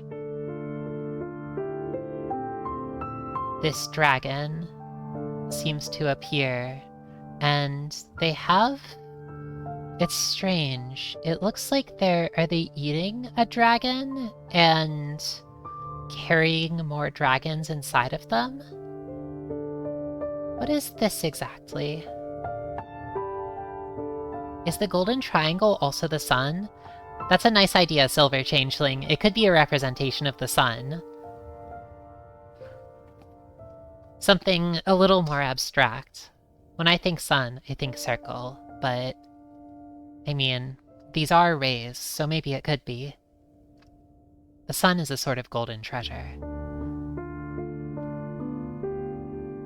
But why the triangles? I do wonder if... Is this dragon eating this being? Spitting them out? Something else entirely? The symbol on the dragon we've seen before, and the one in its mouth too? Really? We've seen this before? It looks like two of the symbols for dragon, like, kind of flipped and overlaid on each other, but I don't know... Back to the lesson in the egg. Oh, that was so long ago. I don't remember. What?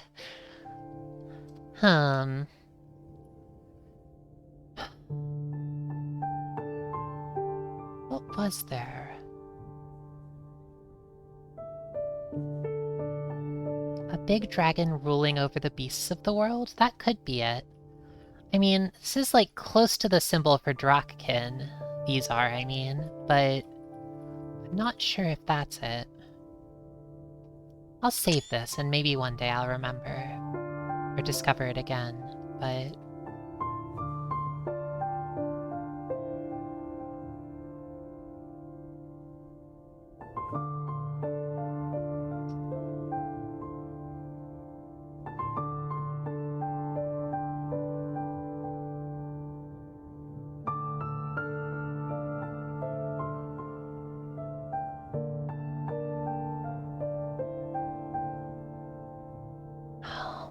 let me see if... Actually, I'm going to try to set something up here, which...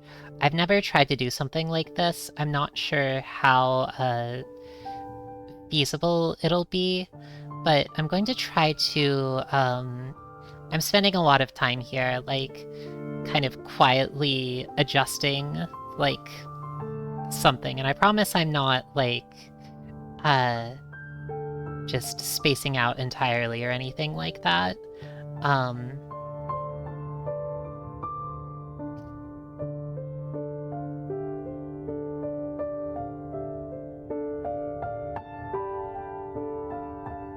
Map wisdom test.pmg. Hollowbel is large now. She can't remember when she was small and in the egg. Thank you for understanding, Silver Changeling. I'm not that small. I'm not a child, I wasn't born yesterday, and I don't remember when I was in the egg. Let's see whether this thing that I just did...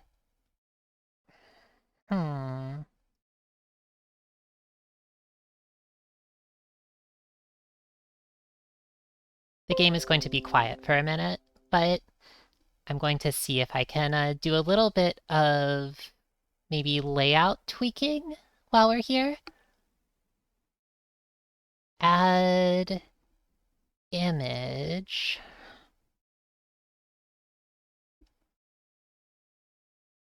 I hope I don't do anything disastrous by doing this, by messing with the screen layout and showing you all an image. I don't think there's anything here that would be incriminating, would there? Can I do this? Oh my gosh. Well, this wouldn't be so bad, but... it's quite, it's a bit big.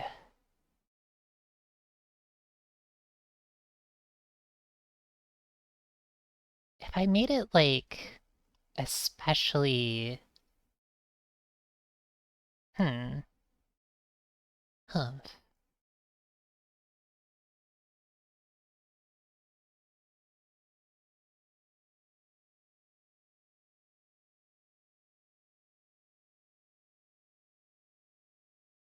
Let's try this out.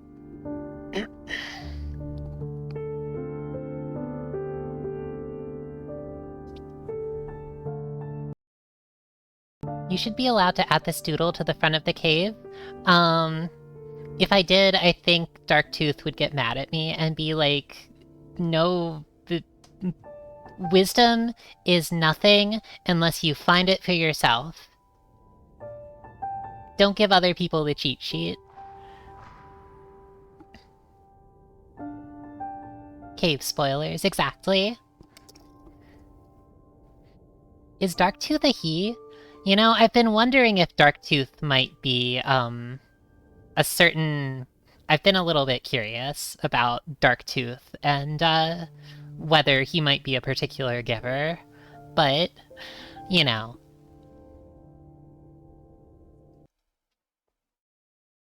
I think at first I was like...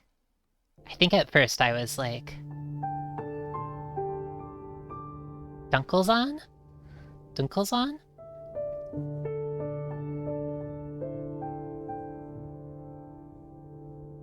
Shadowrun?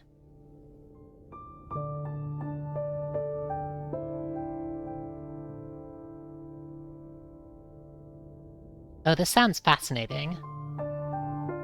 Because the creator of this game loves Dunkelzahn from Shadowrun. That sounds delightful.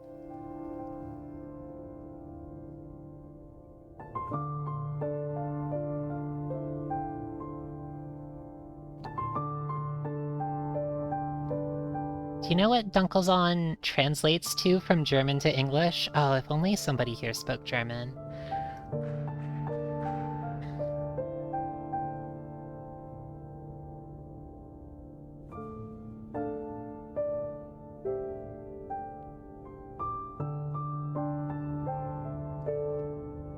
I'm not sure if, So I have a setup here. I wasn't thinking about this before starting this story, but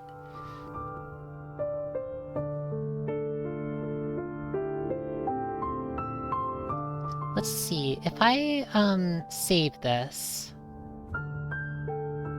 will the map expand?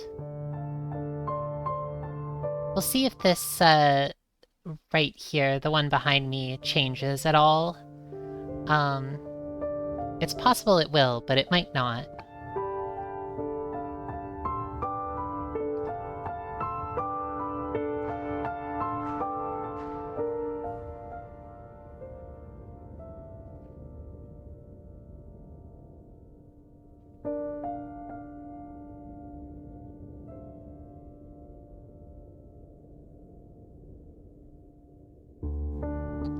Yes, perfect.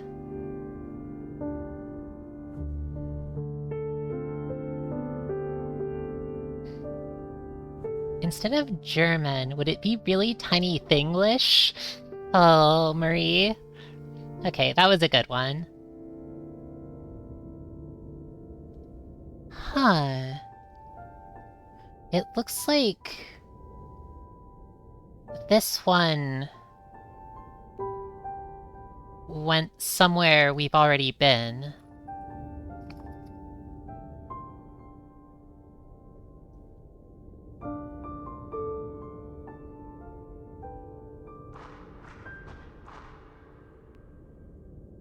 Oh, and that took us all the way back.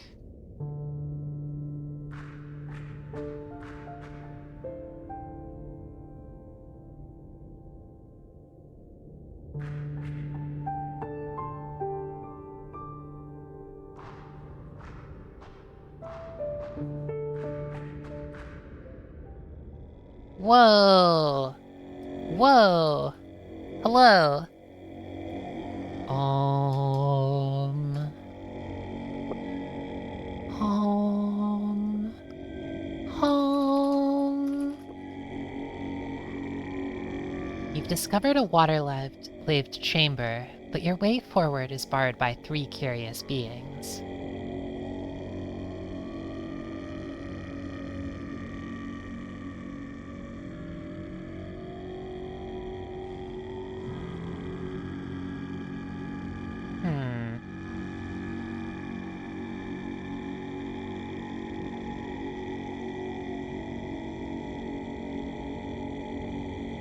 They're kind of like...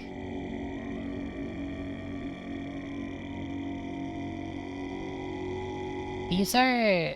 They look like axolotl, but they're very long. Is this also a type of dragon?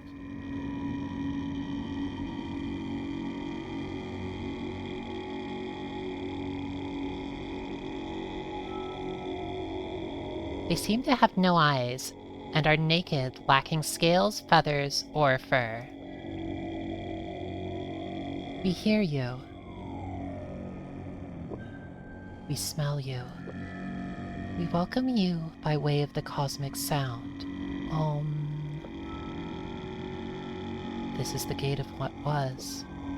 The only way forward from the maze of what was. None shall pass here, unless...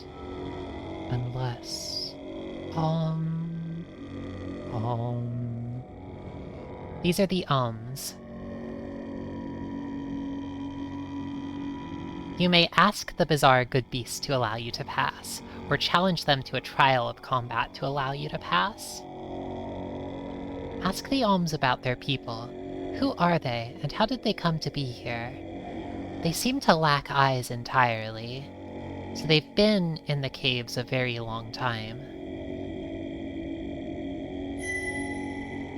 We are the cosmic song given form. Blessed with blindness, so that we may see only truth. Enkindled by the Wise One, so that we may sing. Our people here were ancient Drak, who fled to the cool underground waters to escape the Skyfall. The Skyfall. A secret people known to none, shedding all coverings over long eons until we stood naked before the One Song. And then, with nothing between ourselves and infinity, we heard it, the cosmic sound which cleanses mind and essence, and contains all things. It begins open and ends closed, an aria into a hum.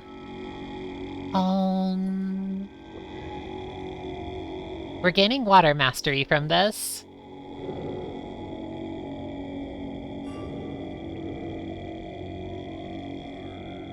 May we pass. The way forward cannot be seen with the lying eye. Only we know the way to the deeper mysteries. The Wise One commands, none shall pass unless the high story is sung. How we long to hear it! No song is greater than the high story of the Drakkin, save only the sacred syllable.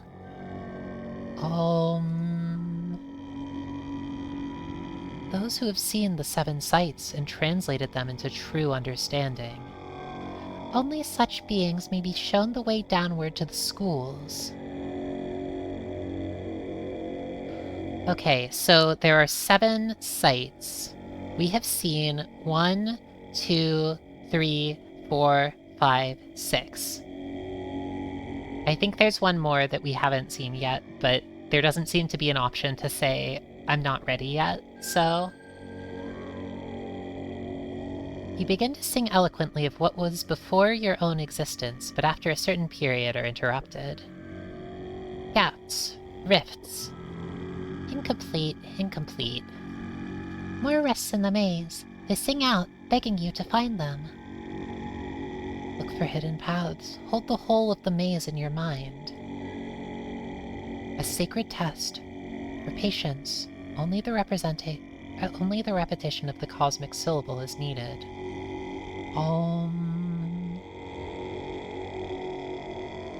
Alright. It is retreating, going backwards. Backwards and forwards are illusions. May it go backwards in order to go forwards. I'm glad they're enjoying themselves.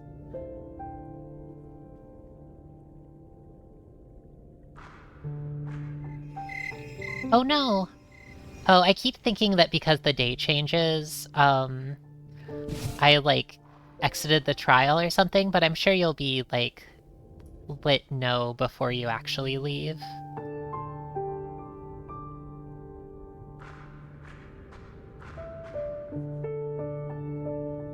This looks familiar. This site right here.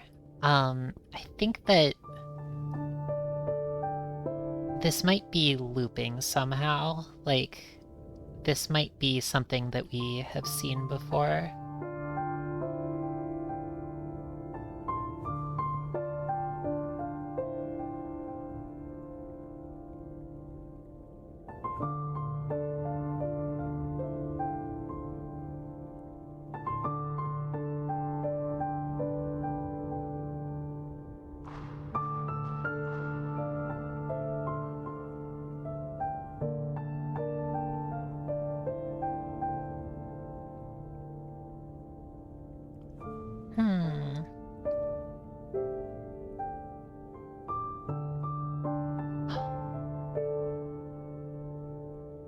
Yeah, it looks like this took us back.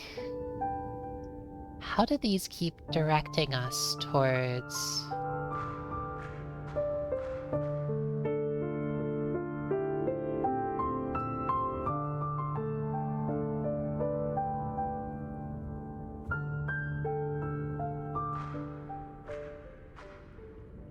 What? Oh, this is so confusing. Oh, I think I understand now.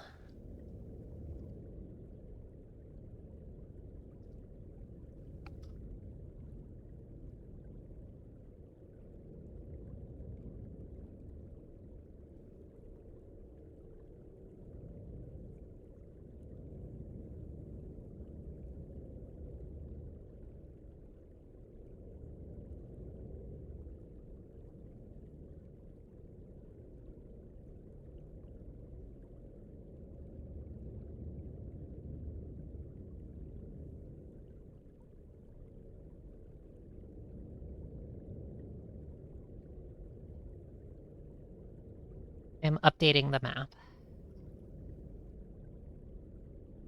It's getting kind of complicated. See how there's like, I don't know how visible this is likely to be, but it does cross over itself.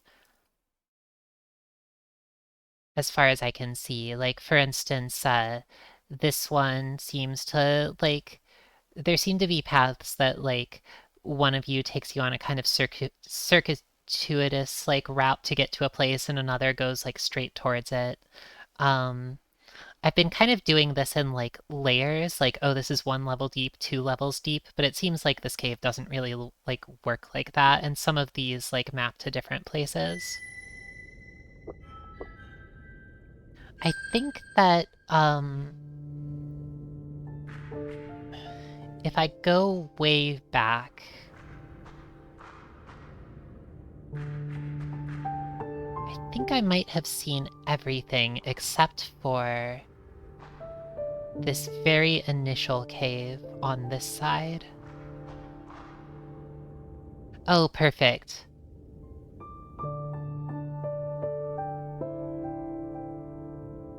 Oh, I see.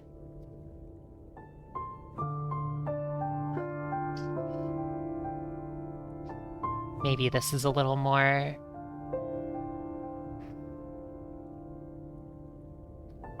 I thought that I was saying was just some sort of human madness, but it seems like maybe it's true after all.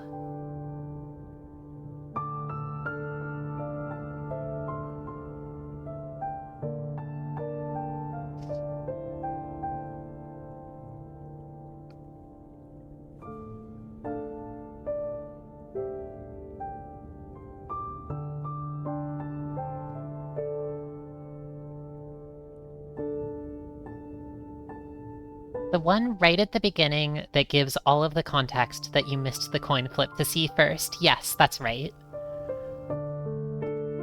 Well, not all of the context.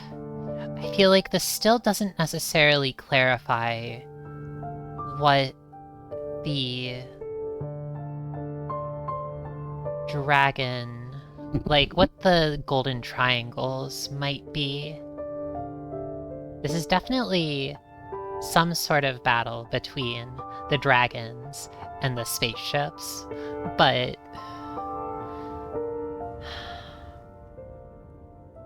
what is the golden triangle? What's going on there exactly? Here.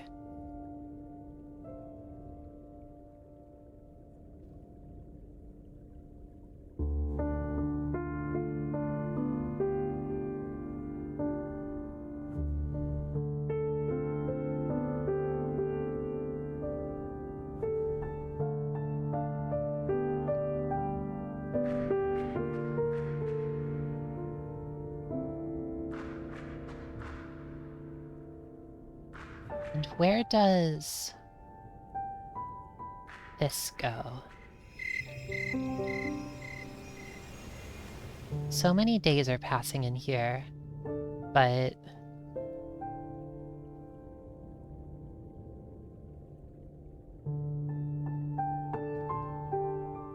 time flows on. I think that...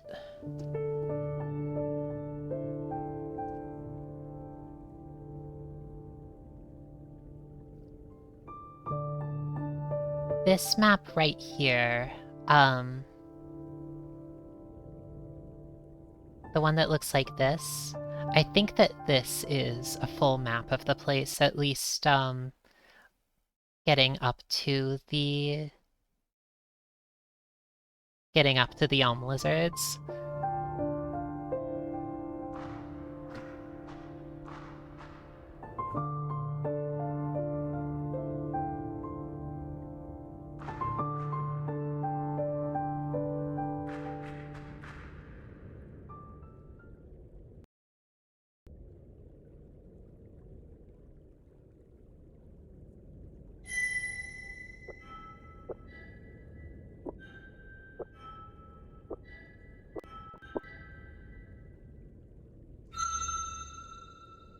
Casting your mind back to what you have witnessed in the labyrinth, a story emerges, binding all together.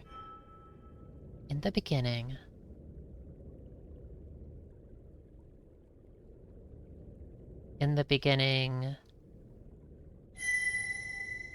Oh! Oh, I see. This is meant to be a choice. I feel a little bad. Forgive us, guest. Your incorrect choice dismayed us, and we briefly lost control of our powers. Please speak only truth in the order of time. I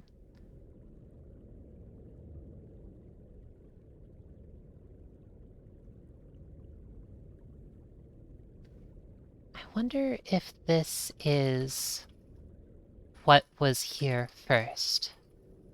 The dragons, the dinosaurs, and the golden something. The golden triangles. Or is this what was first? Is this dragon taking form? In the beginning, Earth and Sun mated. Earth gave birth to life, whose body was her body, and whose essence was his essence, but whose true soul belonged to neither. Is this Sun? Maybe actually Silver Changeling, perhaps you are right. Just about this being the Sun, and maybe this sort of silver, maybe gold is the sun, silver is the land, is the earth. Thus the Drakkin came into being. This one, maybe?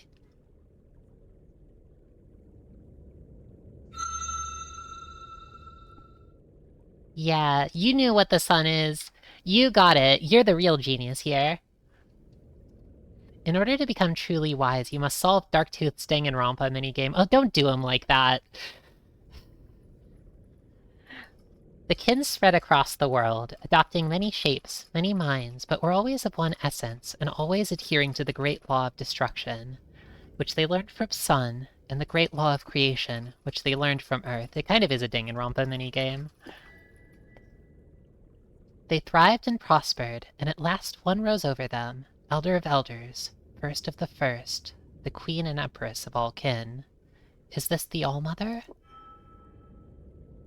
She held destruction itself in her mouth, and creation itself in her core, and all lowered themselves in her presence. Except...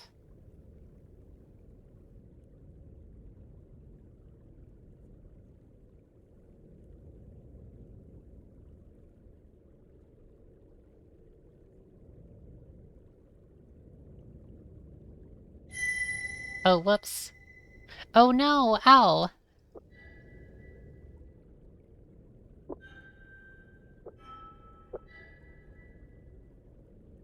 What's next?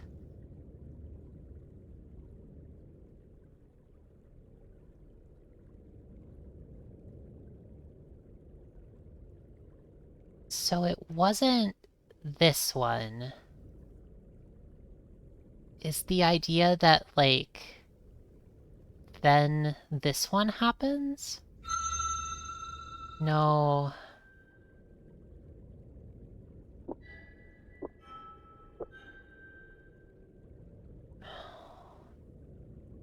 I thought the idea was like... Oh, maybe it's this one.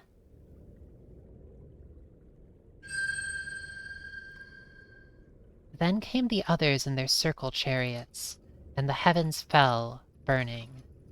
The very sky turned against the Drakh, and in brief moments eons were unmade. The slaughter was unprovoked and unfathomable. Nearly all of the great kin died, though some of the smaller ones survived. Sun shed burning tears which fell to the ground, and earth vomited up slow fire in horror.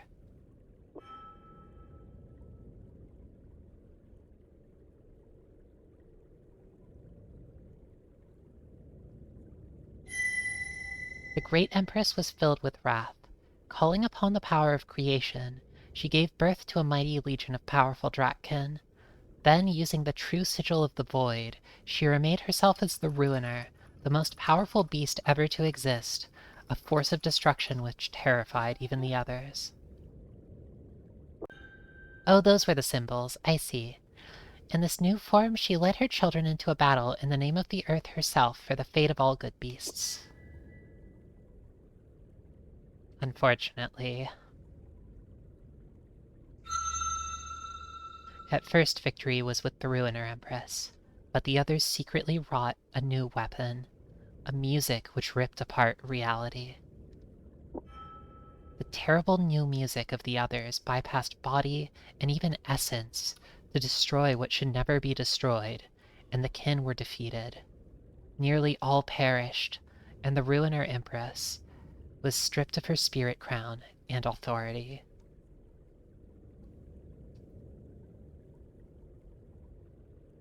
The music that ripped apart reality, bypassed body and even essence to destroy what should never be destroyed.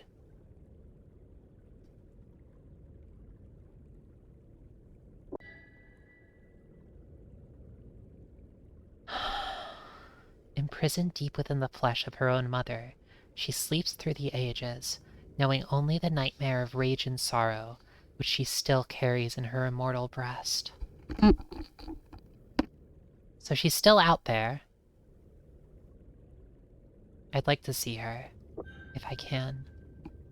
Maybe one day.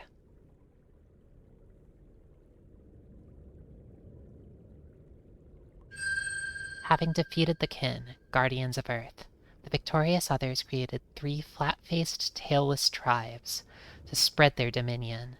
The short, strong delvers to seize Earth's bounty from within. The wily custodians to tame the great green and gather the treasures of the surface. And the massive enforcers to administer a new law and keep the others weak and docile. So the delvers are these, like, sort of dwarven beings with tools. The custodians are the sort of traditional, like, farmer-type humans, probably. And the enforcers, we haven't met these yet. The others then departed, promising to return in the future. The few remaining kin slept for long ages in dark, cold places, hiding from the others and their seed.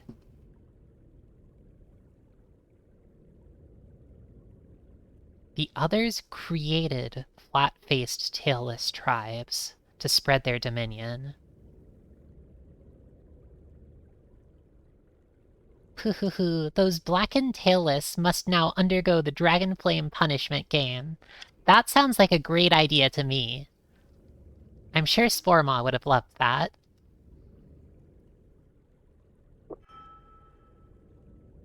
Though then again, would a dragon really care about playing with their food? That sounds almost like a human thing to do.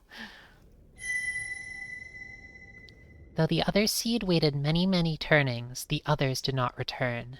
They grew confused and despondent. In their chaos, the custodians rose up against the enforcers and destroyed them. The delvers disappeared underground, leaving only the custodians to bear the legacy of the others on the surface. They were now simply the no-tails. In time, the few true kin who were left emerged from hiding, and sought their crown again amongst the good beasts of a new and changed earth, but they were no longer unopposed. Now the no-tails multiply, their strange music warping the world, while the kin are squeezed between a departed past and an unknown future. Earth herself and the fate of all her children hang uncertain in the silent void, awaiting the verdict of time. So it was, so it was. The high story has been sung, and the way now opens. We offer gratitude for the pleasure of hearing the high story once more. Pass on, and remember, Om. One of the Oms shows you the way, a hidden nook below the water. You enter in, flowing downwards through dark rapids. Oh yeah, I think we just, I wonder if we just, leveled up big time?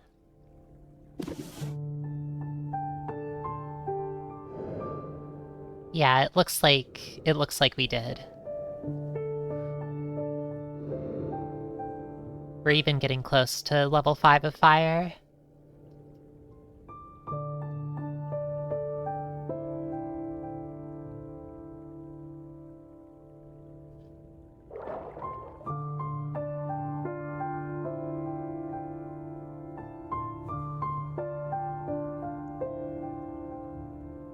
Two paths here.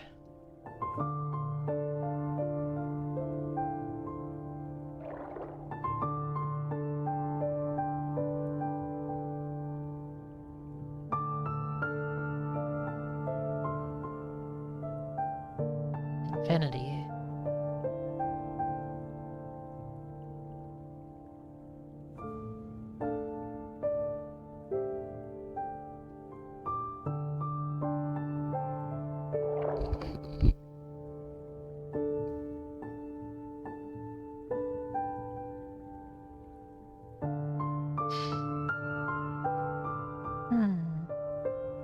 Maybe...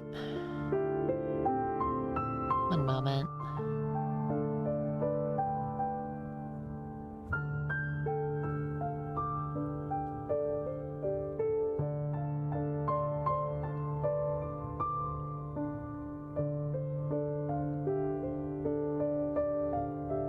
I'm working on the map again, by the way.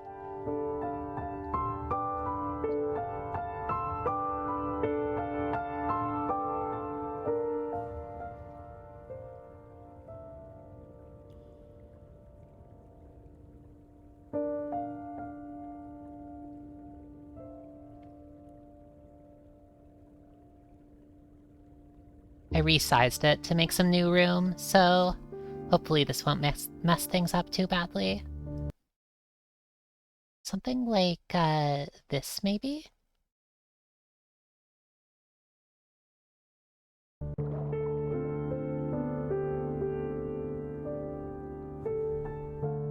Whoops. I didn't mean to go this way, but maybe that's fine.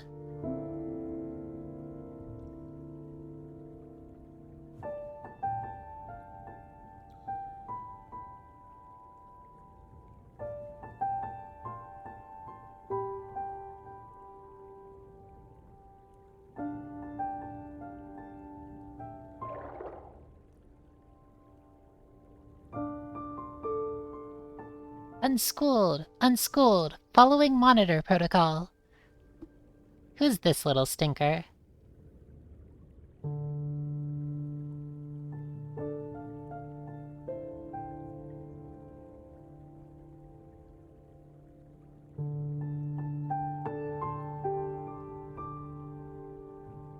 Could they be an eel? This little swirly makes me think of, like, an electric eel who's gonna zap us. Add 7 to 5, multiply by 4, subtract 8, subtract 11. 12, 48, 40, 29. I don't know math, I'm a fairy! Lateral movement is discouraged. Please proceed quickly to an approved source of wisdom. Yeah, we just got Construct 7'd in the middle of our dungeon.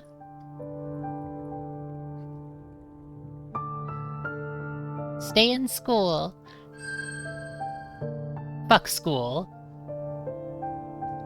I'm doing the test of wisdom instead. This is way better than any school.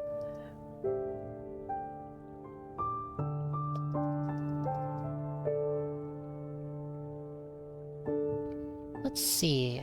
I think this was the one we went into. Whoa! Who's this?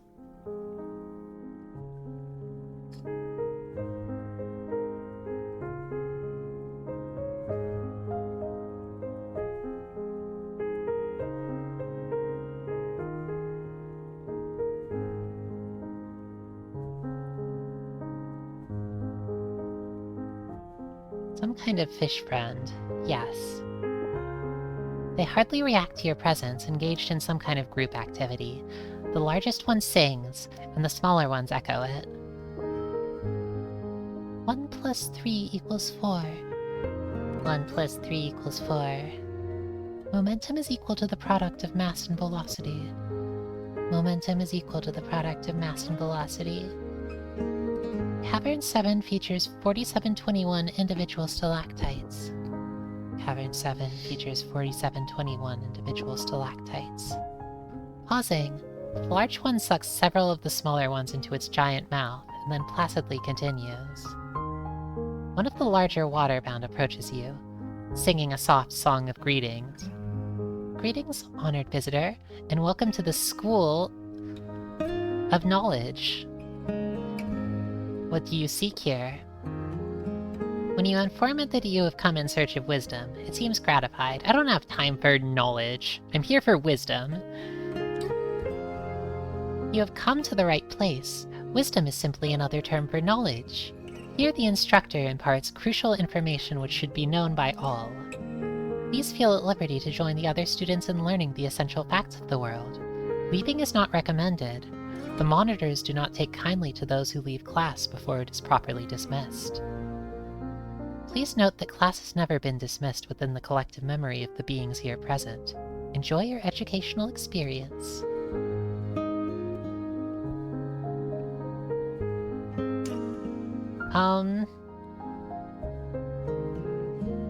I like this, Let's observe the followers. The School of Knowledge is a place fraught with both information and tension. The students survive and thrive by their ability to repeat the myriad lessons of the instructor, and so they obsessively repeat the instructor's song. At various points, the instructor falls asleep and the students are free to do what they will, but because of the threat of upcoming tests, much of this free time is spent going over what the instructor has previously sung. After tests, most of the content is quickly forgotten and replaced by new material to obsess over. I thought only humans did this sort of thing. You mean the fish are doing it too? Some of the information given by the instructor relates to the realm of nature, such as anatomy, and while a little of it is useful, most of it just applies long names to very specific parts of the body to which you can already refer in much simpler terms. Fish have schools, right? Oh my gosh, this feels cruel to the fish. Other times the information relates to the study of numbers. The basics such as addition and division are indeed useful, but these are studied only briefly. Most of the students' time is spent memorizing complex theorems and operations, which you're quite certain the vast majority will never put to any practical use. In fact, only rarely do the learners apply any of facts which they are constantly given in their lessons. When you point this out, they are surprisingly undismayed. Do we not know much more than others, and is not knowledge the root of wisdom? Once son, it shall be useful, surely. And besides, in this cavern, our success will be guaranteed if we can survive enough tests. Better to hone one's mind than rely on one's body for safety. You do notice that more survive here than in the Great Blue by far.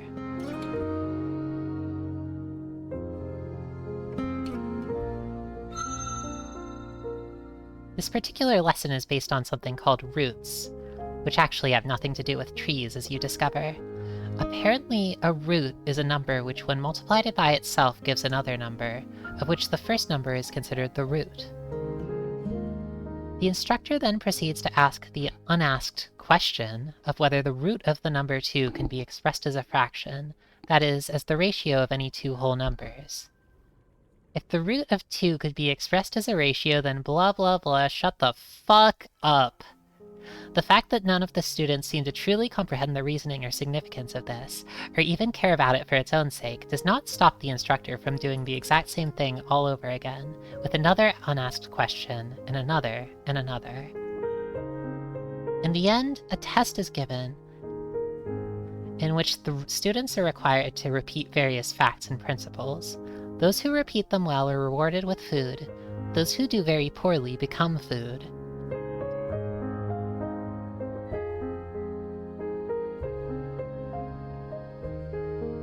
Learning about roots is for squares. Thank you very much. At least something was gained from this hellish place. The instructor is usually either lecturing or sleeping, but you manage to get in a question. Who is it, and what is it doing here? I am known as Pedantus. I was once a simple flat hulk waterbound, sibling of the 300 million spawned by my birther parent, one son. My existence was filled with hardship and danger, until the Wise One chose me and opened my mind to the beauty of facts, of hard, unbiased knowledge. My newfound ability to retain these facts made me useful to the Wise One. Now I distribute my knowledge generously to all who would hear. These are the principles of my school, the School of Knowledge. First, that only verifiable, quantitative, and unbiased information constitutes fact. Second, that facts are the basis of knowledge. Third, that knowledge is the basis of wisdom. You ask whether the theorems and combinations of numbers and sigils and labels serve a purpose. Of course. Who knows when knowledge of how to calculate the length of the longest leg of a triangle from the lengths of the other two legs might save one's life, or when knowing the names of the tiny bones within one's nose may bring one success. But even beyond the facts themselves, what I teach is a better way. A way in which beings are judged on the basis of mind rather than body. Judgment sounds awesome. From this shall flow a new future, one in which brute force shall become obsolete, and facts shall reign supreme. Perhaps in time, one may solve the hidden equation, and all shall be ease and blessedness forever. But even if one does not, we create by this new way a more correct and placid earth, where mystery lies dead and all rest in the embrace of certainty. I think they wrote a visual novel about this. Thank you, Tristy.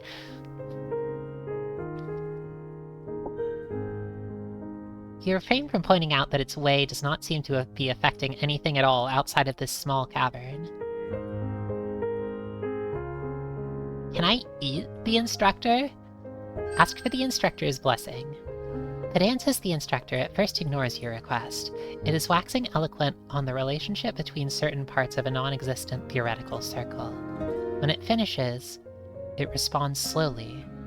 Only through a secret test can my blessing be earned. Since you are not of the School of Knowledge, we shall begin with a basic test of number. Subtract 11 from 6, add 7. What is the result? You can't subtract 11 from 6. That makes no sense. Subtract 5 from 9, add 10. What is the result?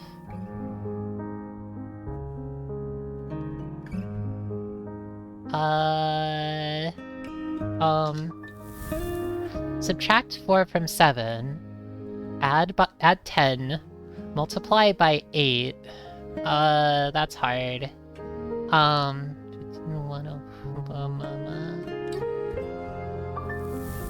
Multiply 6 by 4, subtract 10, add 9, it's obnoxious.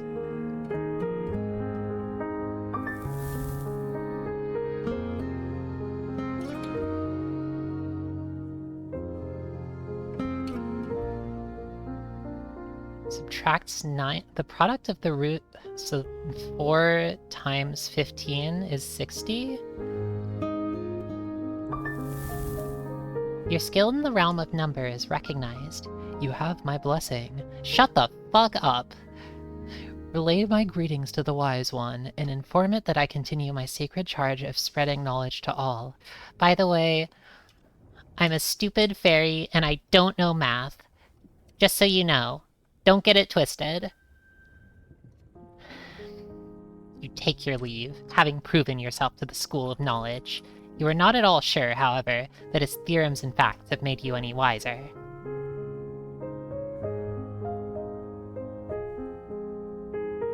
You got some air mastery out of it, though, so that's pretty good.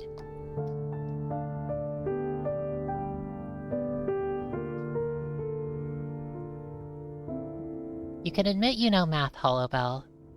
There are no teachers in the forest to force you to use it against your will. Huh. I suppose... I guess I do know a little math.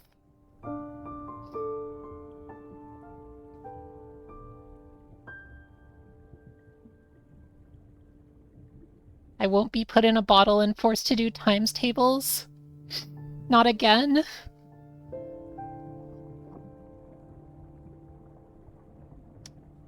Alright. Maybe it's not so horrible after all.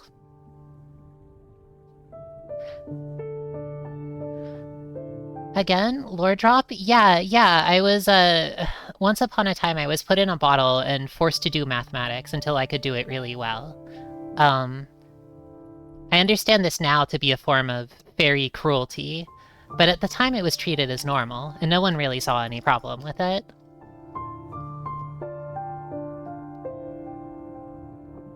However, now I have a twisted dark magic that I can pull out at my own will. And that's the ability to do stupid math problems in video games really quickly. Why would you force a fairy to do math? That's fucked up. Anyway, I think it's basically fine that this place exists deep within Darktooth's Cave of Wisdom. Because it seems like most of the fish in the world don't have to deal with it. I think it would be really fucked up if, you know... At least it's a good thing that they don't force all fish in the world to go to this school. That would be pretty depraved, wouldn't it? You would probably end up with a lot of sad fish.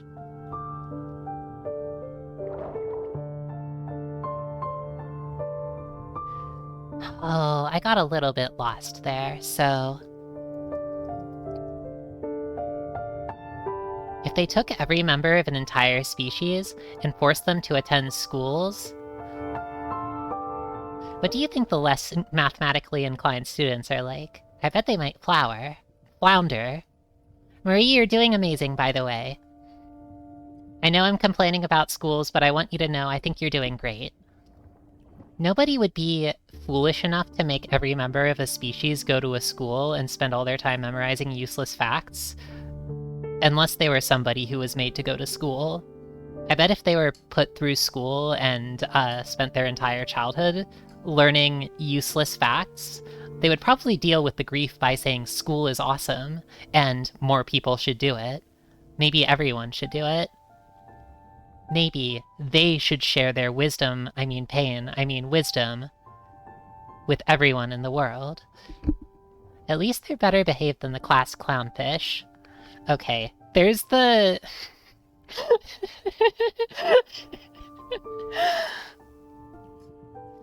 I'm gonna keep on going.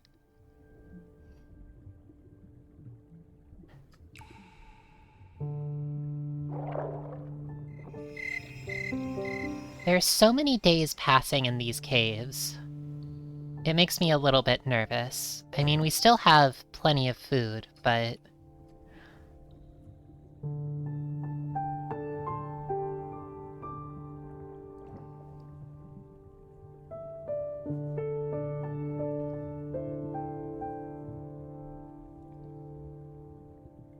Have we been here before? No.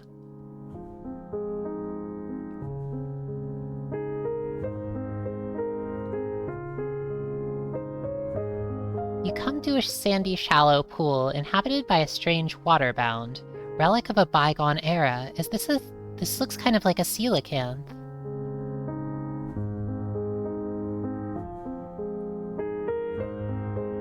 It is surrounded by smaller beings who listen to it intently.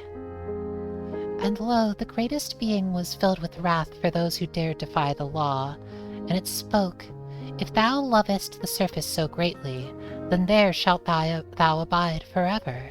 Then unwillingly they shed their scales, which fell like sand to the bottom of the great blue, and wasted away and perish, floating upwards into the accursed air.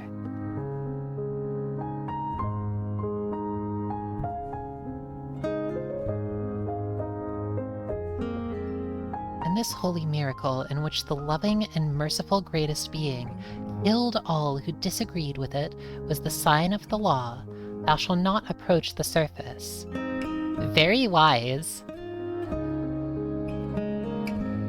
But those who kept the law and did as they were commanded by the greatest being and did not approach the surface were blessed with much food and many eggs. Loki Loki lo. Loki Loki lo, replied the listeners with joy. The original speaker then addresses you. Welcome to the School of Faith. I am Keeper 1, instructor of the school. Not this school shit again. No doubt you are dismayed by the false doctrines of the other so-called schools. Here at last the path to true wisdom shall be revealed, in the form of the unquestionably correct tradition. You are of course familiar with the concept of tradition, but this does not seem to be the tradition which you know. When you ask for more information, the instructor responds. The basic principles of the School of Faith are simple and elegant. Fish youth pastor. According to the unquestionably correct tradition, which has never been and will never be wrong, there is a relatively simple set of principles by which all beings must live. The core of the tradition is the 5 great laws which were given by the greatest being to our ancestors long ago. They are as follows. One must never harm others, unless they have broken a law. One must never approach the surface. One must share what one has, if one has more than enough. One must eat nothing which contains the color yellow. That's interesting. I wonder how they got that one. One must have faith. Following these primary laws and the hundreds of smaller laws which proceed from them has granted us prosperity and happiness. Wisdom is defined as adherence to the tradition at all times and in all places. If one keeps the laws, then one will never know fear nor doubt, and when one's body is destroyed, the greatest being will grant one life unending in the starry ocean above. Ask about Loki Loki Lo. Loki Loki Lo is an ancient song of praise to the greatest being. We sing it often to remind ourselves of its presence and protection. It is also an easy way to tell those who follow the unquestionably correct tradition from those who do not have faith. Following these primary laws and the hundreds of smaller laws which proceed from them has granted us prosperity and happiness. Wisdom is defined as adherence to the tradition at all times and in all places. If one keeps the laws, then one will never know fear or doubt, and when one's body is destroyed, the greatest being... They already said that.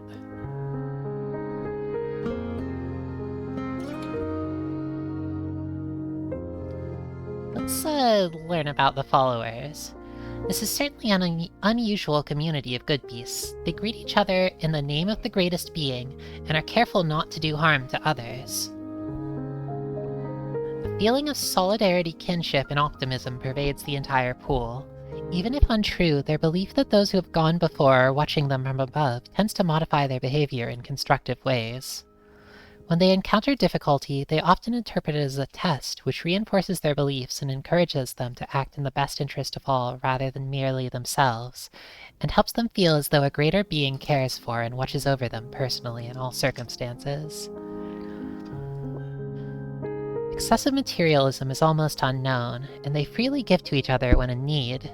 They do not worry about changing circumstances, sure in the knowledge that they are keeping the laws of the greatest being and are protected by its power. There do seem to be a few drawbacks to the system. There are a number of delicious things which could be said to be yellow in some way, and they deprive themselves of such things simply because the law commands it, though no reasons are given. When the laws are broken, even accidentally, the response can be quite violent. So long as the offender continues to profess faith and attempts to adhere to the laws, forgiveness is easy to earn. However, those who openly question the laws themselves, the nature of the stars above, or the existence of the greatest being are summarily banished from the school. Some make it to the other schools, though many are destroyed by the monitors. By and large, however, this is the happiest and most stable community you have encountered. If you are not bound to the way of the Drak, you might be tempted to join merely for the sense of support and unity it affords, even knowing that it is based on factual mistruths. You know, I would rather go there than a school. I'm just gonna write this down, just in case it becomes useful at like some point. Faith is obedience to the tradition even in times of doubt or fear. One must always believe, even when it is difficult to do so. Many beings attempt to use logic and reason in order to navigate life. This is a serious error. The one song is too vast and too complex ever to be comprehended by the inherently limited mind. Only the greatest being knows all. Alright. Sometimes the individual may perceive something which appears to go against the wisdom of the tradition. But knowing that one is far less than the greatest being, one must surrender doubt and return to the tradition, which is the very word of the greatest being. Personally, I think the Great One's son was part land dweller, but I got excommunicated for that one. Oh my god, Silver Changeling! This returning is called faith. When you ask why believing in something without evidence is considered a virtue in this context, while in all other contexts it's seen as a flaw, the instructor responds, "The greatest being transcends all logic, and is an exception to all of them, except when it is not. So speaks the tradition." Okay. I hope there's a music school. I bet they really know how to tune a fish. Marie, I hope there is just for the sake of that one. Moreover, if faith is abandoned, the community would shatter and the deep peace we've achieved would be lost. Faith is a morally correct submission by the will of the individual to the will of the transcendent and the basis of social order. Faith is spiritually, morally, and socially correct. What are logic and reason to such things? Looky, looky, lo. What is the greatest being? The most supreme entity which could ever be imagined.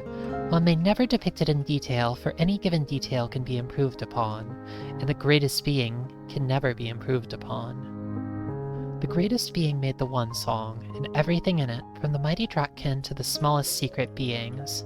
Are you saying that, the stars are her scales? The greatest being resides in the starry ocean above us. The stars which shine above us, at this very moment, are the eyes of every faithful being which has followed the laws, and now lives in blessedness forever.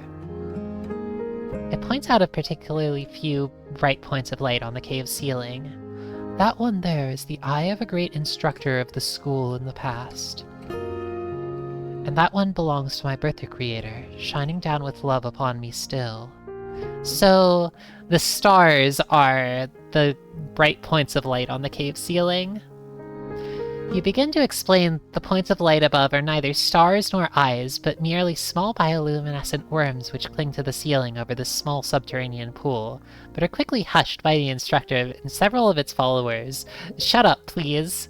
Please, do not joke. Those are the eyes of the faithful, proof of the righteousness of our tradition, and not anything else, certainly not something as based and tasty as a worm. You cannot possibly know otherwise. To even approach the surface, let alone rise above it, is forbidden. And this is surely the great blue open to the stars and not an underground pool. Loki Loki lo. The instructor's blessing. I wish to bless you in the greatest being's name, but before I do, you must cleanse yourself. You've been observed not only approaching the surface, but even breaking through it on occasion. This is a grave violation of the law. You explain that, not being water-bound, you can't breathe in water and must occasionally take air from the surface. It is not a choice to break the law, but merely your intrinsic nature. Irrelevant. The law supersedes all logic and even nature. If you find true faith, you will be able to breathe water. All things are possible for the greatest being. As penance, you shall take the test of the law, as all who wish to join our school must. I shall question you, and you shall answer. What must one never approach? The surface. Which of the 5 great laws is that? Let's see. Ha ha ha. That's the second.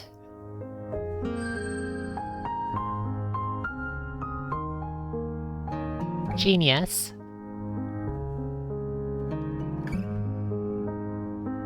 Which of these colors is it not lawful to eat? Chartreuse is like a kind of yellow. Under what circumstance must something be shared with others? If one has a surplus of it, I think specifically is what they said.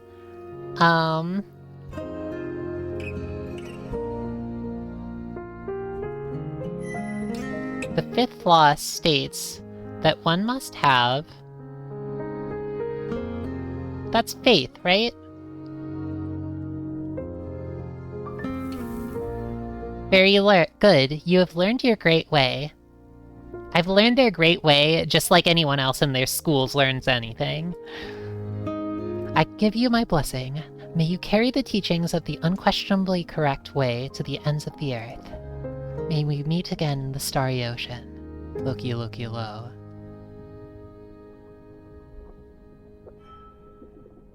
I didn't dislike that one. They seemed reasonably chill, for the most part, other than denying my nature.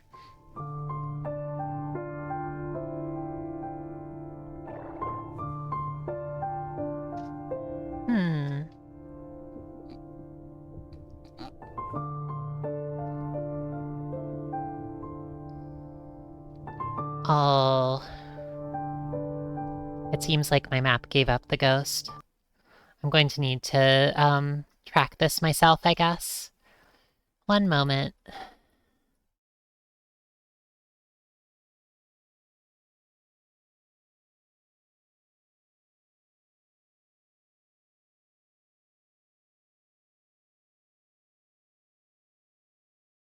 Maybe I could, reasonably chill other than denying your nature. Yes, yes, pretty much. It'd be a shame if that happened, right? Haha. Maybe I can build on this map. The game is going to go silent for short periods while I attempt to, complete this map, but hopefully that won't be too disastrous.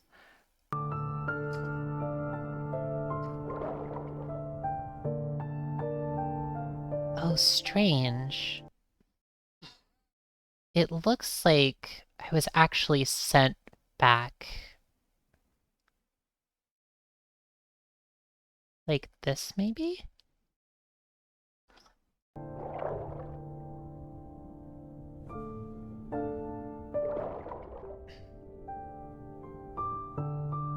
Oh, another funny monitor.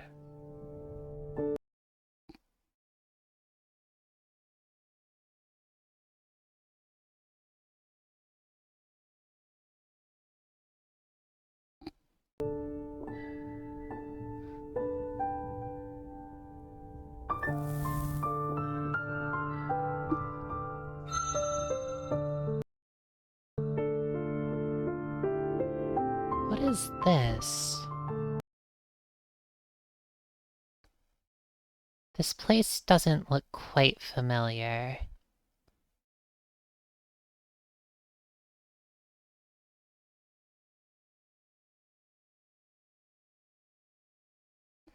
Something like a small cave on the left and a big cave.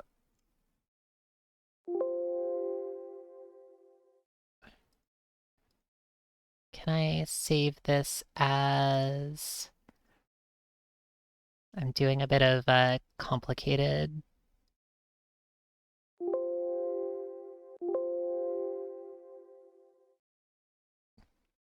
management here, using a different source of, using a different piece of paper.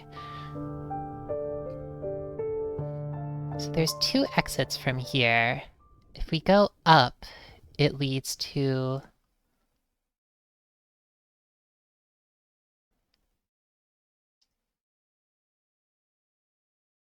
a triangle with what looks like an eel, many eels.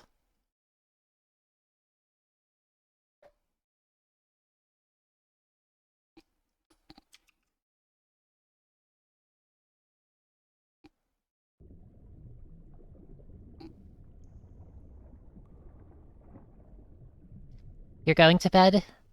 See you, Silver Changeling. Thank you so much for stopping by. It was great having you. Yeah, this has been a blast. I'll post the VOD later in case you want to see the rest of it. But this is a really fun bit of story. Take care and sleep well. The shadowy crevice features quite a few good beasts, mostly water-bound, living a plant-like existence. Each seems to have created a hole in the sand for itself, and there it remains, occasionally extending or retracting, but never leaving. None acknowledge your presence. When you introduce yourself as a young Drakkin who has come to learn the ways of wisdom from an instructor, the narrow one in the center replies, "What is a Drakkin?"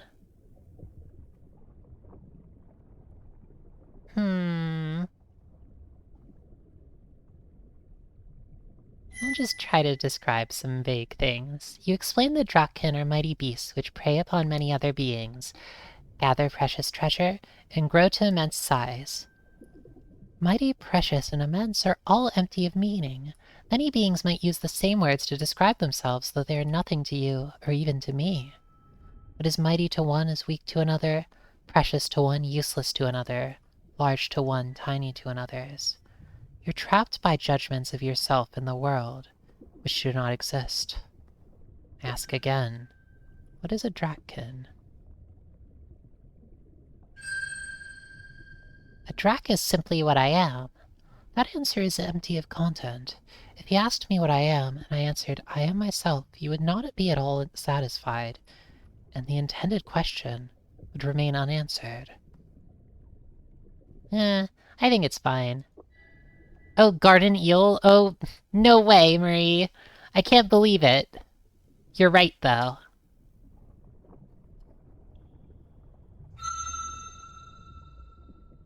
Using what you learned in the maze of what was, you explained the high story of the kin. They are the first children of Earth and Sun who battled the others in times long gone and were defeated, but now seek to rise again. You speak of events which you have not yourself witnessed. They may well be inaccurate, or even wholly fallacious. I have no way of verifying them, and neither do you. But more importantly, how can speaking of the past define the present? I asked what a Drakkin is, not what they have done in the past. Your answer fails to answer the question, and so I ask again. I'm going to eat you. Is this thing for eel? You take care to delineate the Drak from all other beings by their physical appearance, number, ratio, angle of limb, shape and structure of bone, use of armor and feather, number of teeth, and more. When finished, you're certain you have succeeded in describing a beast which could only be Drakkin. You say that a Drak has a certain number of teeth. If a Drak loses a tooth to some misfortune, is it no longer a Drak? You reply that it is, of course, still a Drak if it loses one or even all of its teeth. Then why did you include that in your definition? Do you not see that all of those points which you labored so greatly to illuminate are false? Exceptions exist for all of them, and that those who are the exceptions are still Drakkin. The more you attempt to confine reality to narrow definitions, the more it will defy you. I ask again, what is a Drakkin? A Drakkin is gonna eat your face off. You do not know what you are, and cannot even define your own species. The same can be said for yourself as an individual, and for anything which you behold in this world. You have failed.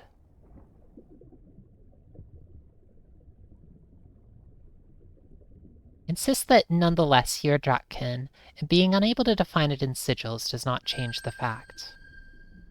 But what are facts themselves, if not conglomerations of ideas of which the speaker is unable to define? If you yourself cannot define what a Drak is, how can you say you are one, or even that it matters to be one at all? This one's a stinker. I'm a little bit tempted, but I want to see what they say to this. You are not an instructor, and I am not your student. You do not have the right to test me.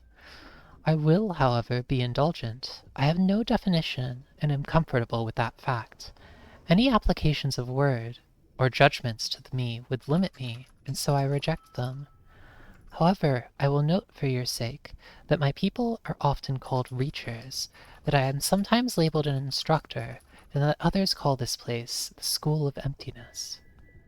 These are all labels, and as such are all false, but still others use them.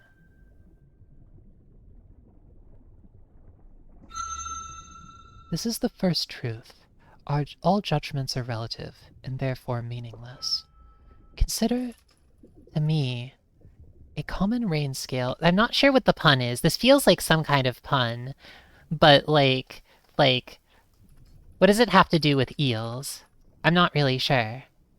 To me, a common rain scale is larger than myself, and so I may be tempted to judge it to be large. You, though, are larger than any rain scale, and so you may be tempted to perceive it as small. In reality, however, a rain scale is not large or small, it simply is. The same applies to all judgments, hot and cold, low and high, good and bad, intelligent and stupid, beautiful and ugly. All of these are wholly dependent on perspective, and therefore do not exist. This is the second truth. All labels are false. As you learned, the term Drak or kin is often used to describe beings which look or behave somewhat like you, but the word Drak has no actual definition. We can speak of what it is not. The Drakkin is not, for example, a fur beast the size of a grain of sand, but we cannot actually define it or anything. We may agree that the term Drak applies to you, and Reacher applies to me, but we cannot actually define what those things themselves are. The nature of objects in and of themselves is unknown, and cannot be yet known. This is the third truth. Reality is unknowable. You have the experience of being here and now understanding me, but what if you are now asleep, and this is but a dream? Can you prove that it is not so? It is even possible that this is a simulation of some kind, and not only do I not physically exist, but even you do not. Perhaps all of this reality is some kind of game for a higher being whose interests and purposes we cannot fathom. That sounds stupid. Stop being solipsistic. Games don't exist. All things float from dream to waking, and from existence to existence fluidly.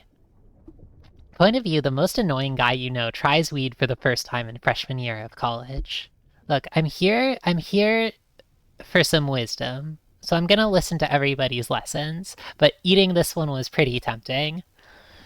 All things float from dream to waking, and from existence to existence fluidly. Though it would probably shock me if I tried to do that. None of the treasure you hoard nor the prey you consume can be proven to actually exist. Well, these are garden eels. I don't know if they can do that.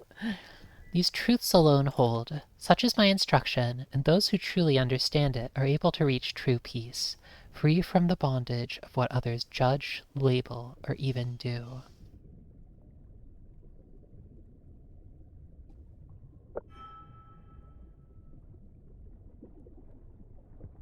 I feel like this instructor might not be one to give blessings.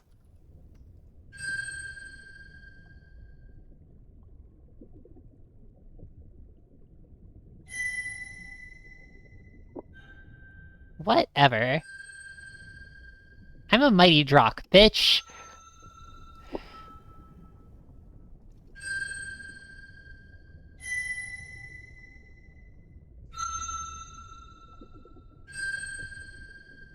Empty silence alone is accurate, and will never be proven wrong.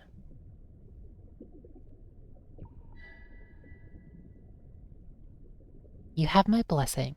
Doubtless, you now wish to put what you have learned into practice through abandoning all judgments and endeavors and existing as minimally as possible, just as the rest of us. Your body is too large for this chamber, however. Go and dig yourself a hole in another place and occupy it passively. May you rest in the emptiness. Yeah, I would gain Earth Mastery from that. It's a little bit too bad that there wasn't an option to eat them at the end.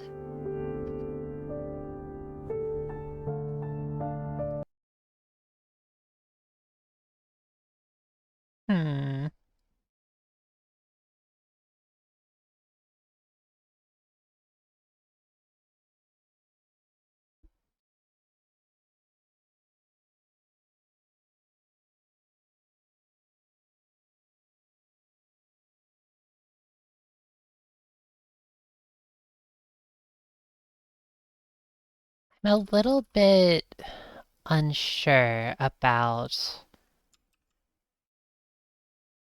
Oh. There's... Can I go back from here? Because there was a, I think there was a room before this that I missed. But... maybe I actually did see it. I might have duplicate rooms on this map that I'm painting.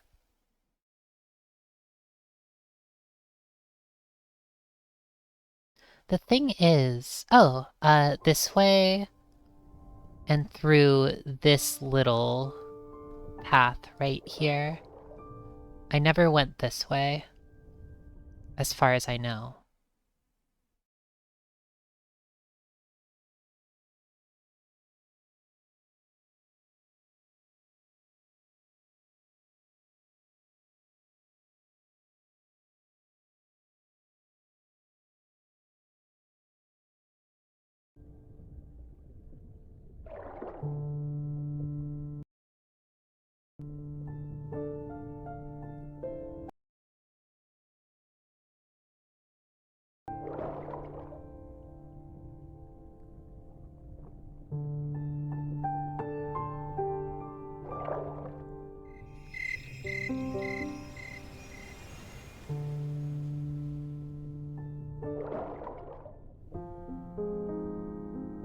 Oh, lovely!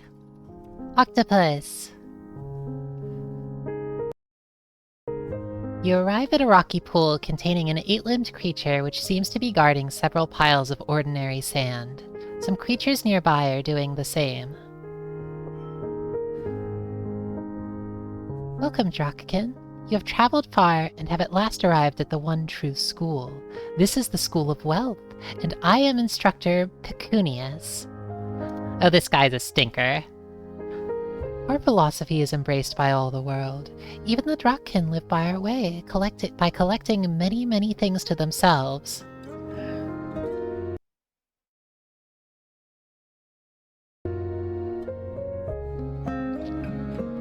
Okay, so the thing is, they're right. Can I move this map? Maybe if I move it behind the chat? No, that's not ideal.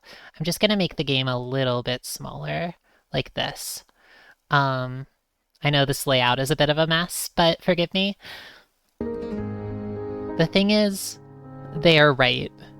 The Drakkin do practice the School of Wealth.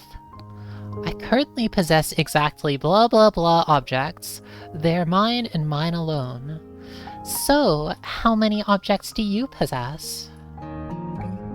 You confess that, although you have many objects in your trove, it does not approach such a number. Ah, then joy indeed is mine today.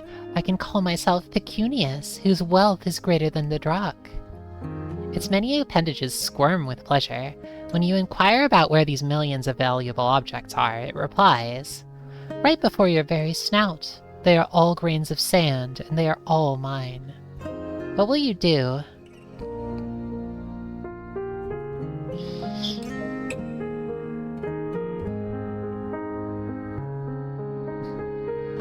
Question the use of sand as a valuable object. Youngling, have you still not understood the central truth of the world? Many assume that certain objects have intrinsic value, that is, that certain things are simply more precious than others by nature. But this is not so. All that is required is that others agree that an object has value, and once that is established, quantity, not quality, is the key.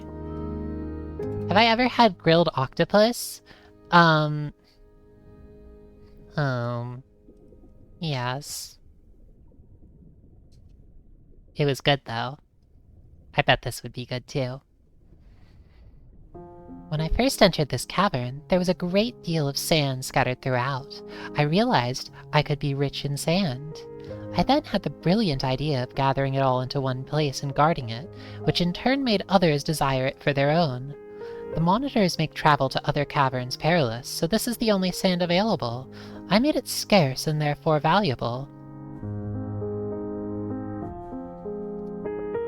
It would be no exaggeration to say that this entire cavern runs on sand, and I have more than any other.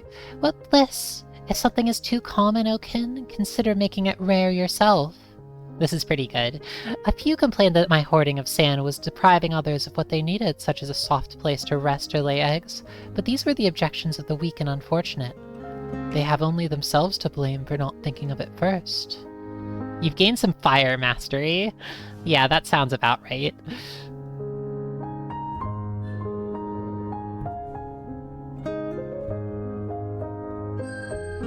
Sand itself seems to be the basis of all activity here.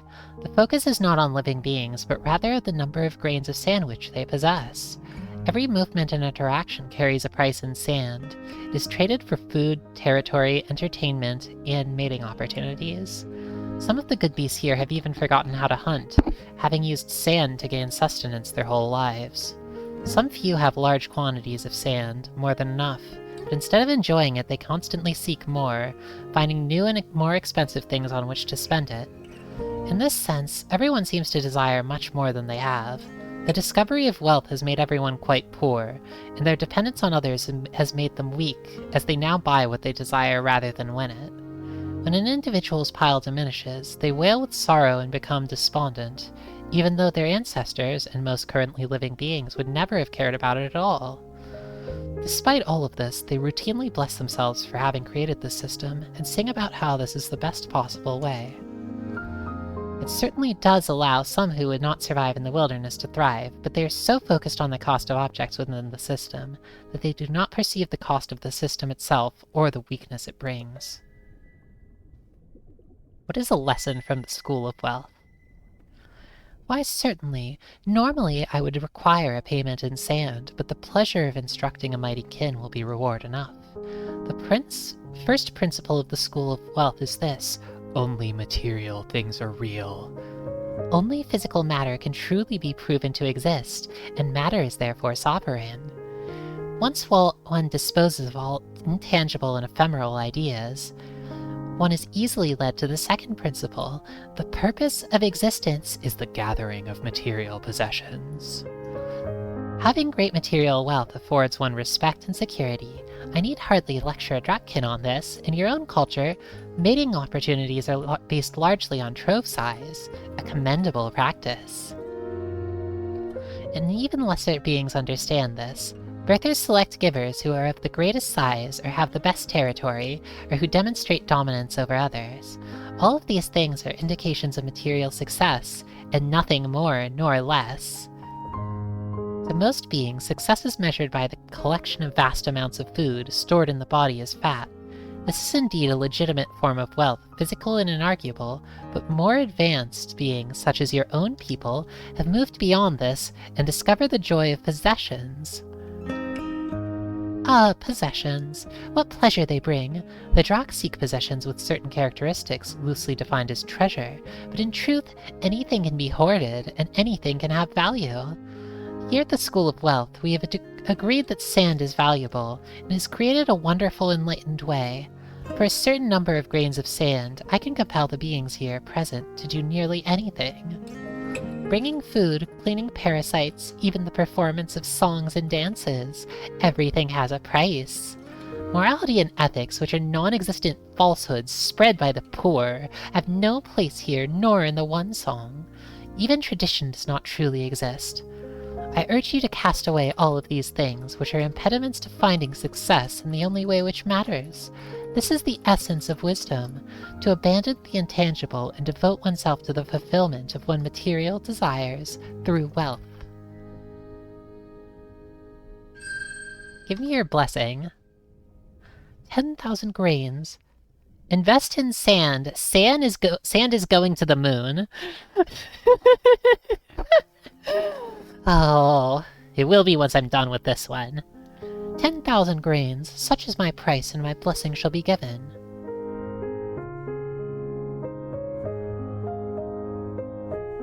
Ask Picunicus the value of its own life in sand. Millions of grains. Why do you ask? Point out that you are capable of destroying Picunicus in this entire cavern, and suggest that it barter its blessing in exchange for your not doing so. Picunicus blanches a lighter shade of scarlet. How deeply unethical! I must admit I expected better from a Drakkin. Do you not know that it is immoral to harm others when peaceful solutions exist? Remind Picunicus that ethics and morality are intangible and non-existent concepts according to the School of Wealth. Picunicus fumes and writhes, but sings nothing. It knows it's defeated. I give you my blessing, then. Take it and leave me in peace. I am disappointed that you did not earn it through the principles of the School of Wealth. More than anything, I think Genius is a great practitioner of the School of Wealth, as proven in this very conversation. As you leave the cavern, however, you cannot help but feel that you have utilized the School of Wealth's philosophy to obtain your goal quite well. You've gained a large amount of fire mastery.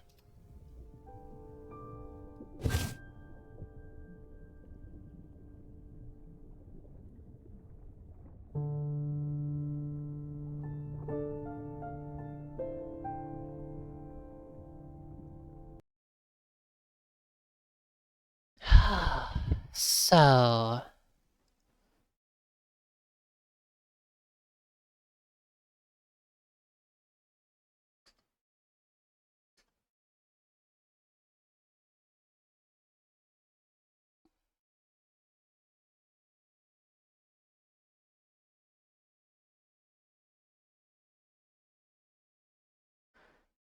something like this, maybe?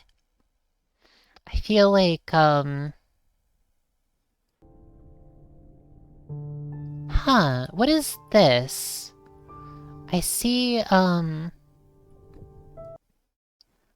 there are little lines guiding towards...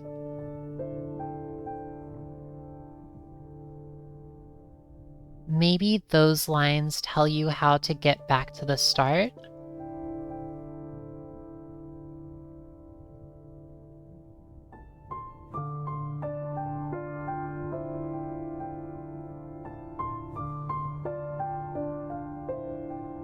The exit is right, left from the Infinity Room. Right, left, right...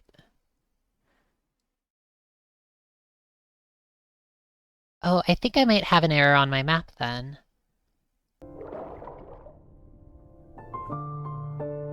Oh, do these eels sometimes just show up, like, wherever?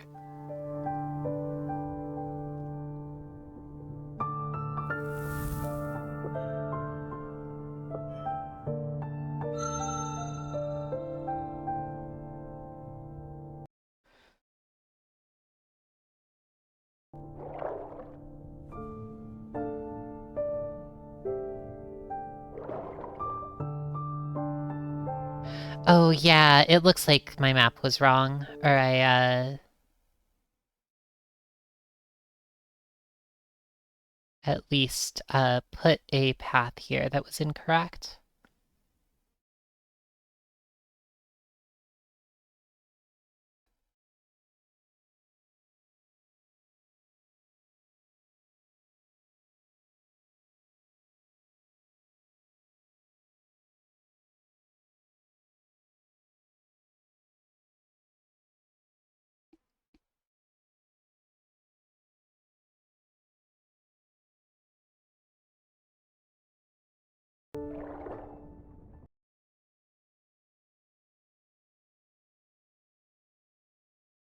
Where is this?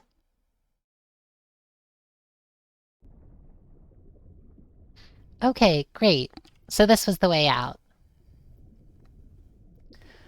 The stone-rimmed channels bring you before a vast living being. It is clearly water-bound in nature, though you have no idea what kind. You've never seen or heard of anything vaguely like it. Their halo is beautiful. At first you fear being devoured, but then you sense its powerful yet gentle essence, and terror turns to awe. Its mind song pours into you like molten shinestone. In the name of wisdom and of the eternal deep, welcome.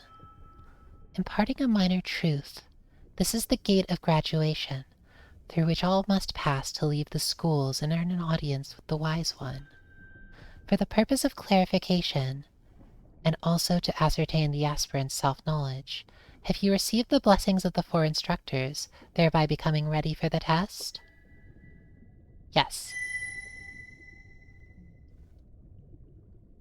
Your acceptance echoes through the dark water, and a long silence reigns. Then out of the darkness, Vedantis, the instructor of the School of Knowledge, appears.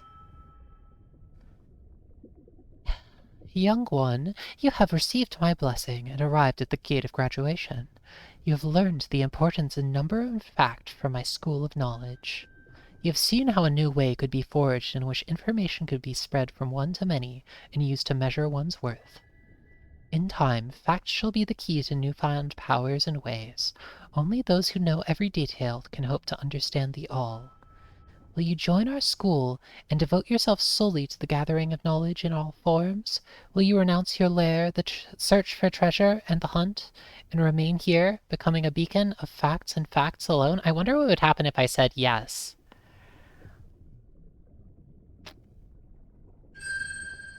But why not? Is not my way great and perfect? What flaw is there in my path?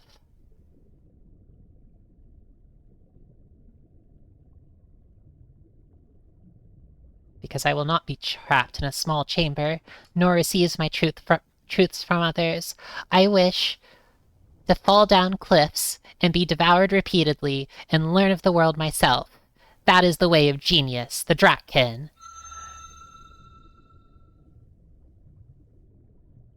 Vedantis fades away, and for a moment there is silence and darkness. Then, out of the darkness, Keeper 1 swims into view. Blessings of the greatest being upon you, young Dratkin. You've received my blessing and learned the sacred laws given by the greatest being. You have borne witness to our community of faith and seen the harmony and peace which come from embracing the inarguably correct tradition. When our bodies are destroyed, we will surely live on in the great above, and look down upon others from the bright blue stars. I invite you now to take the final step and become one of us forever. If you will swear always to have faith in the greatest being and follow the true laws alone, then you too can live without fear and doubt, and have the support of others. Will you join our school and embrace faith above all other things? I won't. But why not? Why would you choose the difficult and lonely path of the Drakkin over the comfortable and supportive community of faith? What flaw is there in our path?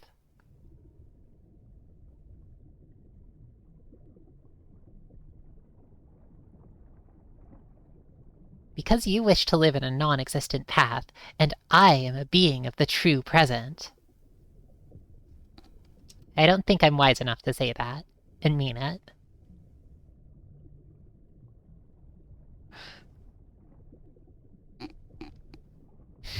Hehe. Because the freedom to seek my own truth is more sacred than the servitude which you offer. Another darkness, another silence. In a tumble of limbs, Inspector Pecunicus appears. Greetings, Dratkin. You have made it to the gate of graduation as I knew you would. Your ambition and power are worthy of your people.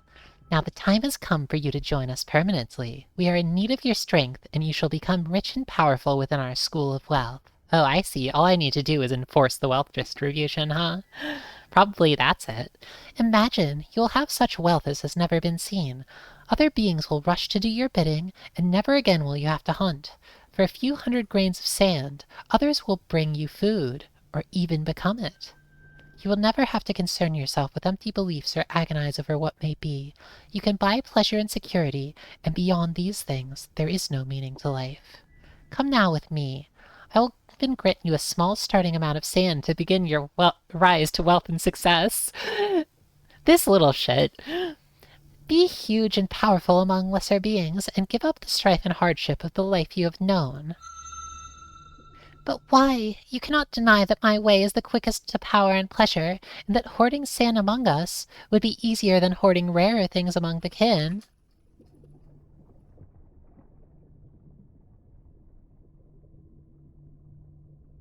Oh.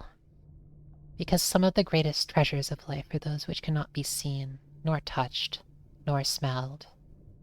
Not even for sand. Greetings, in the name of emptiness. From me, you've earned a powerful truth. I forget the voice that I used for this one. That all things are empty. Beauty, ugliness, wisdom, ignorance. None of these things truly exist. They are all relative. All beings are all of them in comparison to certain others. Many search for a meaning to life, but the true meaning is only that there is no meaning.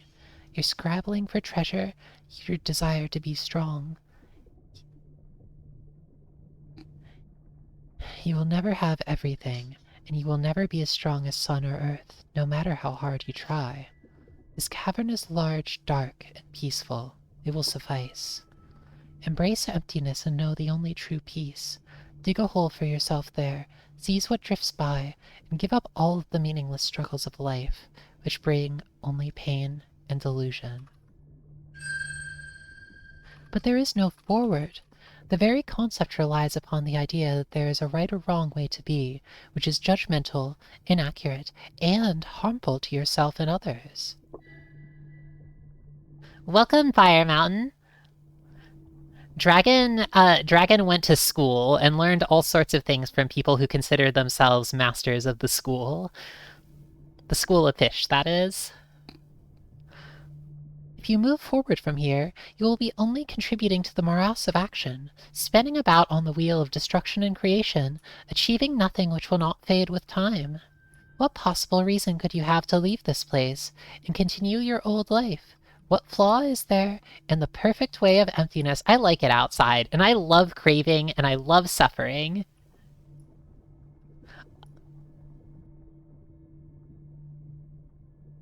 Life is not empty, but filled with possibilities. We are children of sun and earth, not of the void.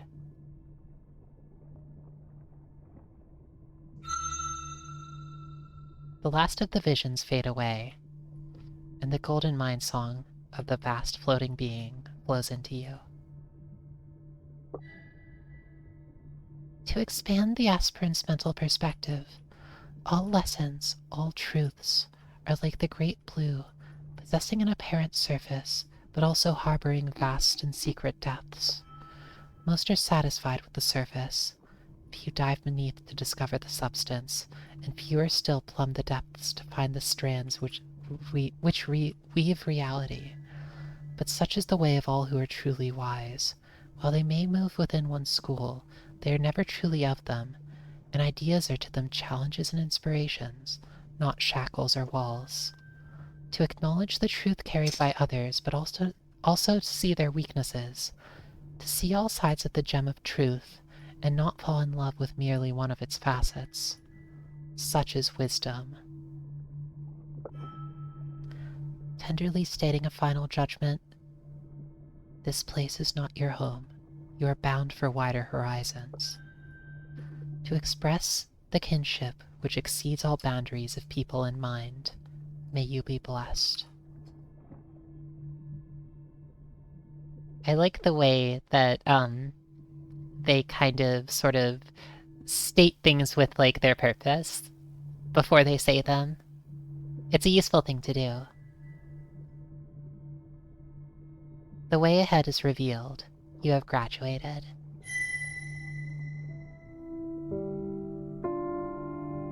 Yay! We did it, everyone! The lair of an elder. Is this them? Is this Fathom?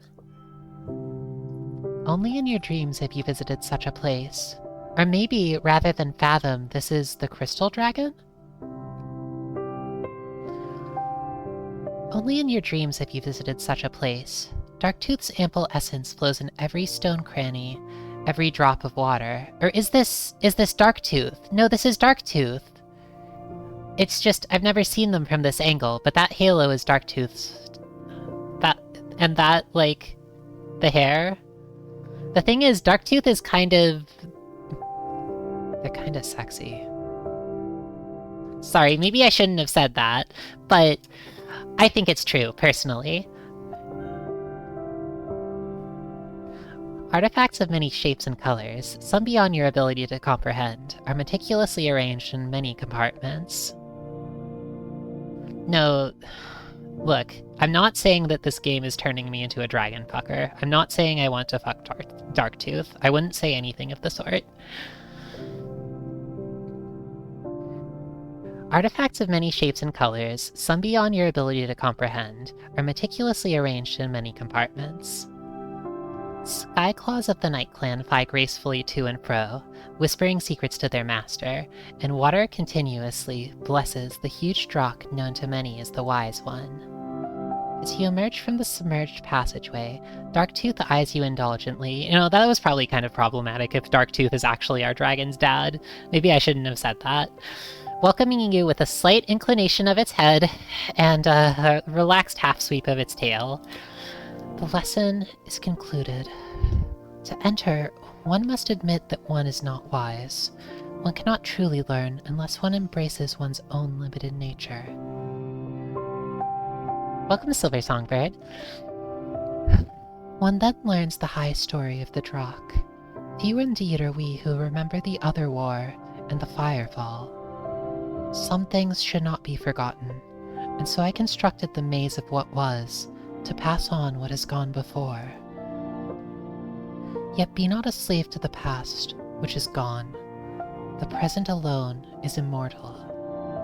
If one focuses on what was as if it were what is, one will be trapped, unable to find a way forward. Until the last darkness and silence, there is always hope. Both the Drakkin and the others, and all beings, can change. Remember this.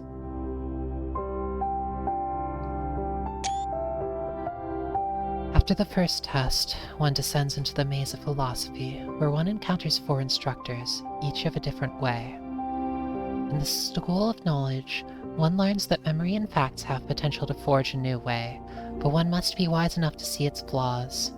Information without growth or application is meaningless. The materialism taught by the School of Wealth is indeed conducive to acquiring matter. Chasing after wealth and security can easily become a trap. One will never have all things or be perfectly safe. Learning to acquire without learning to let go leads only to pain and fear. Perhaps one would be tempted to join the School of Faith to worship their deity and ascribe to their beliefs. Those beliefs, however, are rooted not in truth but a desire for acceptance and order, based on a past which has never been. Such is not the way of the Drakkin. In the School of Emptiness, the instructor was correct in teaching that all judgments are relative, and many of the concepts we use to label ourselves and others are not real. But while it may be tempting to fall into nihilism, remember that one is alive. and every act of destruction and creation wrought by you changes the one song. You were at once large and small, beautiful and ugly, wise and ignorant. Embrace that paradox and live. At the final gate, one graduates by refusing to be trapped by any single perspective. 4 times must one reject them, understanding that while all 4 instructors were intelligent, none were truly wise. Never confuse intelligence for wisdom. Wisdom is neither a knowing nor a finding, but rather a seeking. This is the essence of the great lesson I have prepared for a young kin. Look beneath life's surfaces. Deep truth is that which connects, not that which separates. Though my growing understanding of the one song, I have crafted artifacts which use the laws of reality to achieve ends thought to be impossible. I can imbue my mind song with the power of earth and sun. And yet, though some say that I am wise because of such things, I believe that, if I am wise, it is because I have not given up the search for even deeper truths, and am careful to remind myself that I am imperfect, and that there are infinite things I have yet to discover. Answers can become cages. I'm just screenshotting a little bit here to put up on the wall of my fairy hole. Learn instead to love questions. Certainty can become ignorance. Learn instead to embrace uncertainty, to cherish it like a treasure. Such is my lesson to a young kin. Such is my lesson to you, my creation.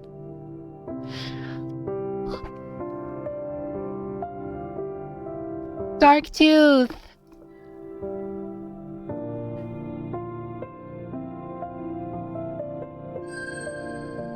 The Emerald Flame, your birther creator, was guardian of the spirit wood at the time of your creation. He danced, and so you were created along with several others. While passionate in its defense of the sacred land, the Emerald Flame was deeply traditional and strong with the element of fire. Its hatred of the No-Tails was immoderate. I don't know, I think my mom was justified. Many tailless perished. It would be no exaggeration to say that the Emerald Flame relished the flavor of their flesh, a dangerous addiction. Finally, on the sun of your hatching, it was destroyed by the No-Tails, who utilized a cunning trap. Now, you are the Emerald Flame's legacy. You possess its territory as well as most of its form.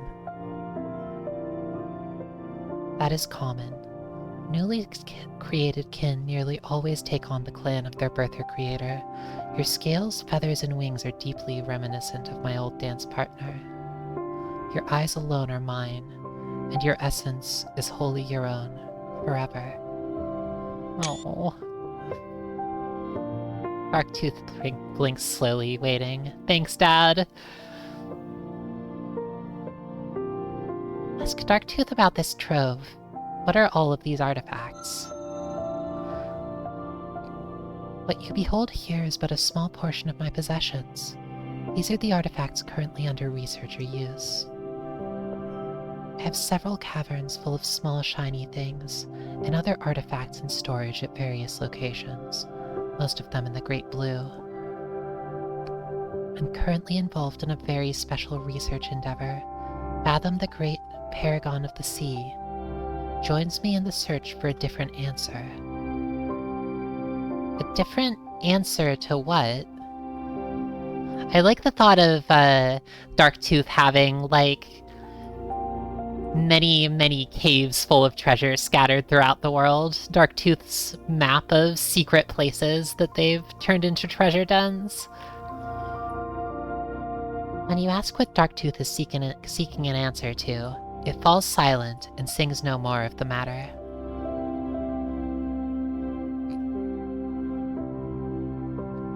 Is our dad gay? That's a nice idea. Well, he had a child, but I hope that Fathom the Great and he can find a different answer to the question they're asking together. Ask Darktooth about the unusual creatures of the labyrinth. Yes, the enkindled, the alms, the 4 instructors. I enkindled them all hundreds of turnings ago. I endowed them with a small part of my own essence, prolonging their lives and granting them special gifts. Is that why they had the gold halos? I mean, I kind of got the sense that maybe, like, does gold represent wisdom? Is that it? Or a certain variety of same? Maybe. Though it's a little interesting that Darktooth's halo isn't gold. Each served a minor purpose at the time, but I came to regret what I had done. Enkindled beings are powerful, but their expansion of their being can easily lead them to madness or destruction. You can like women if you're gay. It's called bisexuality.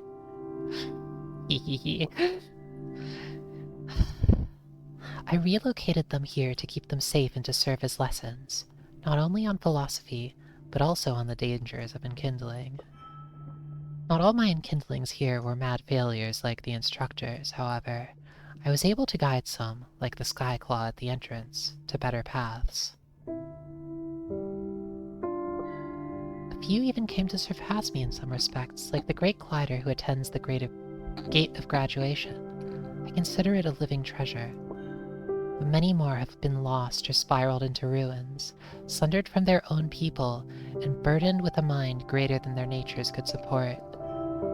Beware. That's so sad. Darktooth's den of, their own creations, or at least those they trained and regret having trained. Those who they realize they harmed in their granting of wisdom and life, and yet they have nothing they wish to do but just seal them away. It's so sad.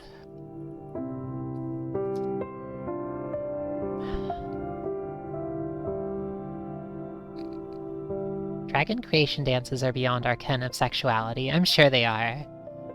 I'm sure dragon sexuality is beautiful and really exciting. The way I said that, whatever. Ask Darktooth about the others in their seed. You now know the high story. The others who came from the great breathless above, usurped our dominion, changed Earth's face, and created the tailless for their own mysterious purposes. They never even attempted to communicate. We were simple vermin to them, small things to be eradicated. I believe they were surprised in their way, that we were able to mount a significant defense. Against the new music they brandished in the end, though, there could be no victory. Perhaps 1 in 1,000 kin survived, and even fewer now remain. One thing, however, is strange. It is clear that they intended to return, but tens of thousands of turnings have passed, and still they have not. The Delvers and the Tailless, their creations, expected them long ago. Perhaps they will return soon. Perhaps they will return in 1,000 turnings. Perhaps they have been destroyed or forgotten our world. The threat of their return, along with the changes wrought by their creations upon our sacred Mother Earth, hang heavy over us. But hope remains.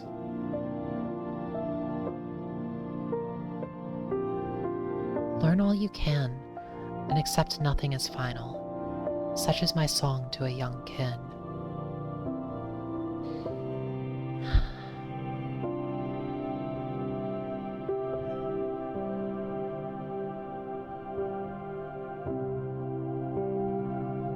It's interesting.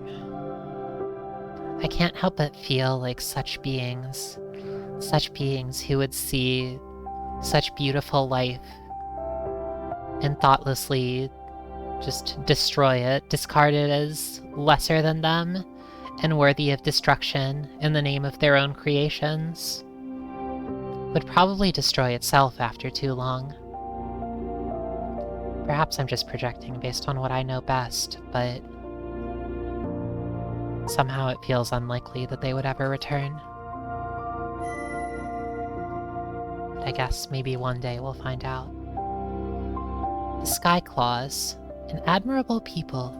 Like all feather beasts, they were kin long ago, And of all feather beasts, they have best retained our qualities. Like all feather beasts, they were kin long ago, by the way.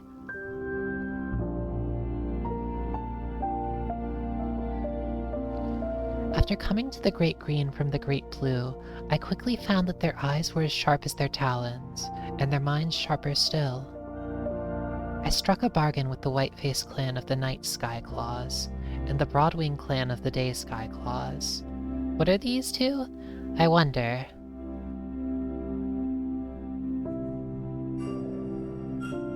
The Night Skyclaws, I thought the... Okay, Blackburn is the crow.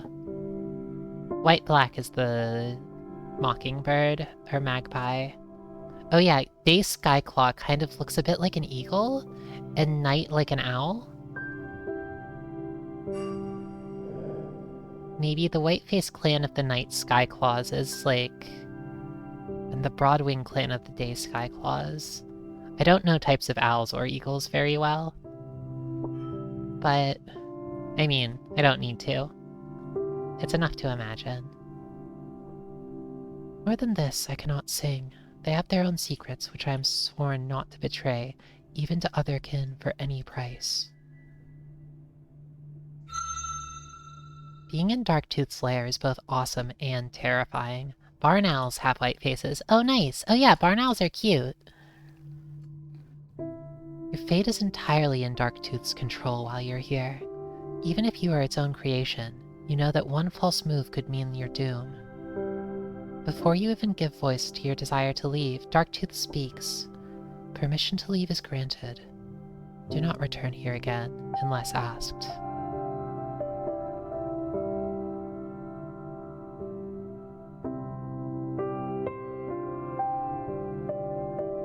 The shades going through its body, I think, are the shades that, like the white and kind of periwinkle blue are, like, close to the shades that, were used to, like, write the word wisdom in that one part. I just noticed that. Okay, Dad! Yay! I will still answer your summons at the border of my territory if I will it, and proper tribute is brought, of course. The old ways shall be honored. You've won a subtle yet valuable treasure here. Do not forget the great lesson which I have imparted to you in the form of the Blue Labyrinth. One thing only remains. Take this.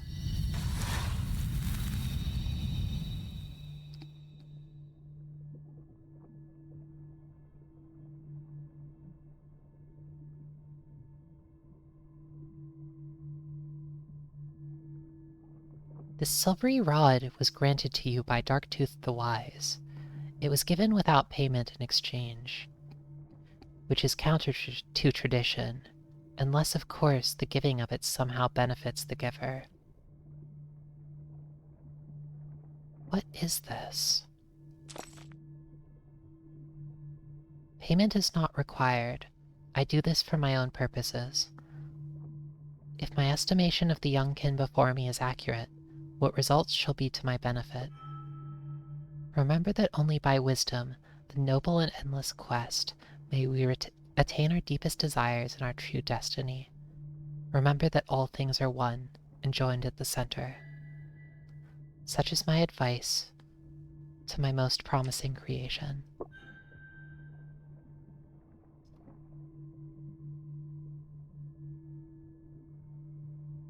I love Darktooth so much. The Skyclaws lead you to a hidden passage, which leads you back under the open sky, vanishing behind you. Soon you are amongst the comforting sights and smells of your own domain.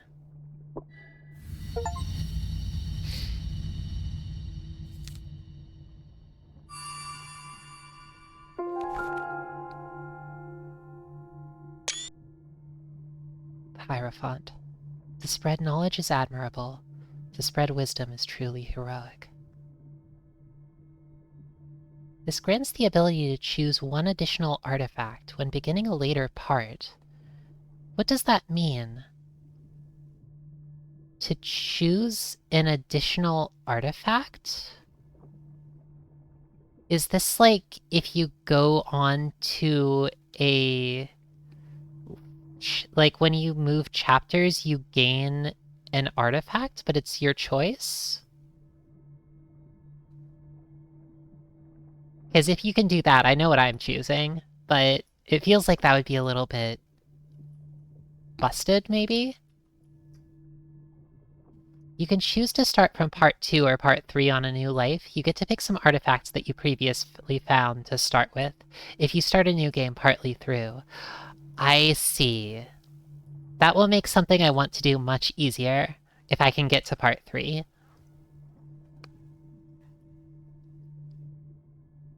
But we'll see about it. It's useful later on once you've already cleaned out part 1 pretty well and are looking to work on some of the other endings and picking up missing cards. That makes sense.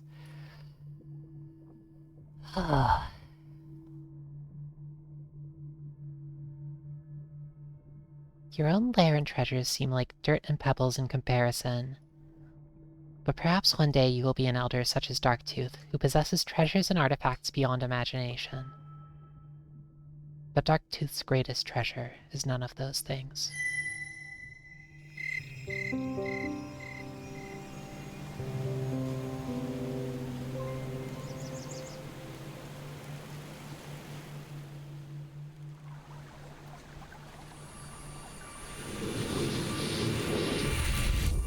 We got to level 5 in fire.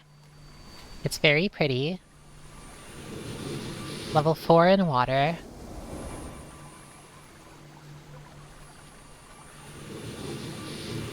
Fourth in earth.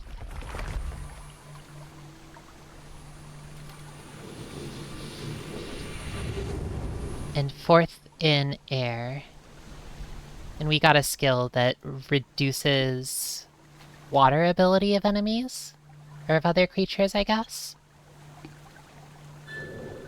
That's rather nice. Well, let me,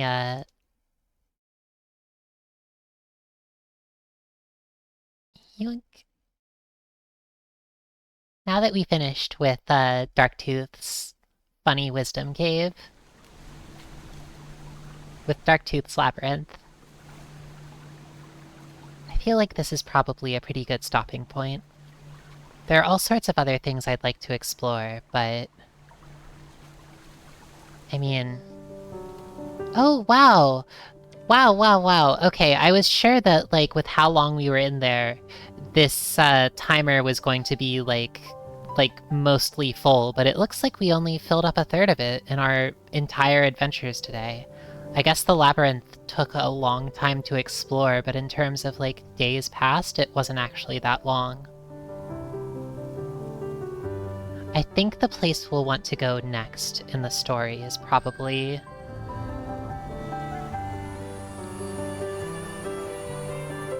right here, the Spirit Wood. The sacred cathedral of trees, some of which are said to be as old as the Great Green itself, is known to all as the home of the Spirit of the Green. Its name is revered even by the Drakh, and is the basis for the name of your entire territory. Only a fool would enter this area, the sacred glen, with anything but utmost respect and trepidation.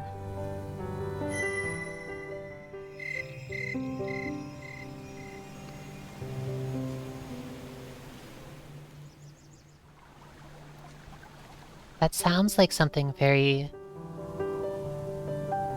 worthy of caution and respect. However, we're quite wise, so I'm sure we'll be fine. Next time.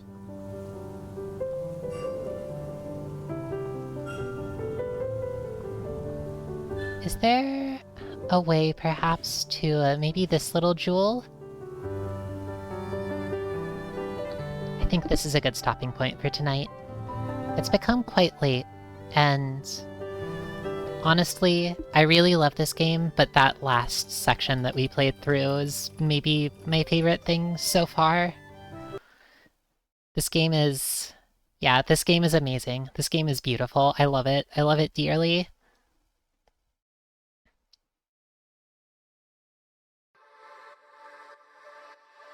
Thank you, everyone, for coming and for sharing this story, Golden Treasure, the Great Green, with me. Thank you for the stream. We need to crash sand economy. Let's eat all of the fucking octopuses. I think that would make everything... Well, I don't know if it would actually make everything better. It might feel good, though. Who can say? I think that, I would like to stream this again next week on Wednesday. Unless I feel tempted to stream it sooner, but if I do, I'll post about it and let you know one way or another. I think doing this about, like, once a week has been good, though. Yeah, this was a really wonderful one. I think the, Darktooth's Test of Wisdom was absolutely beautiful. So, for this I'm thankful, and I'm really excited to see what lies in store next for our wonderful little dragon genius. I hope they don't die and lose all that wisdom. That would be really sad, but we'll see what happens. Alright. Thanks so much, everyone, for coming by, and see you next week, if you want to stop by. Take care.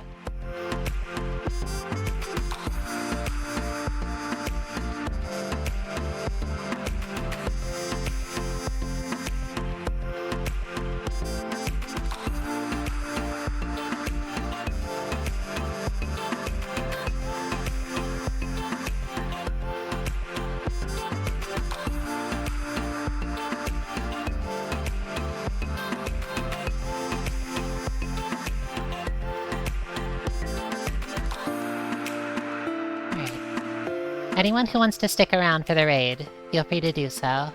It looks like Gpool is streaming, and it's actually their affiliate anniversary. They're talking about games they like. I think that's always a treat. So, anyone who wants to stick around, I'll send you over there.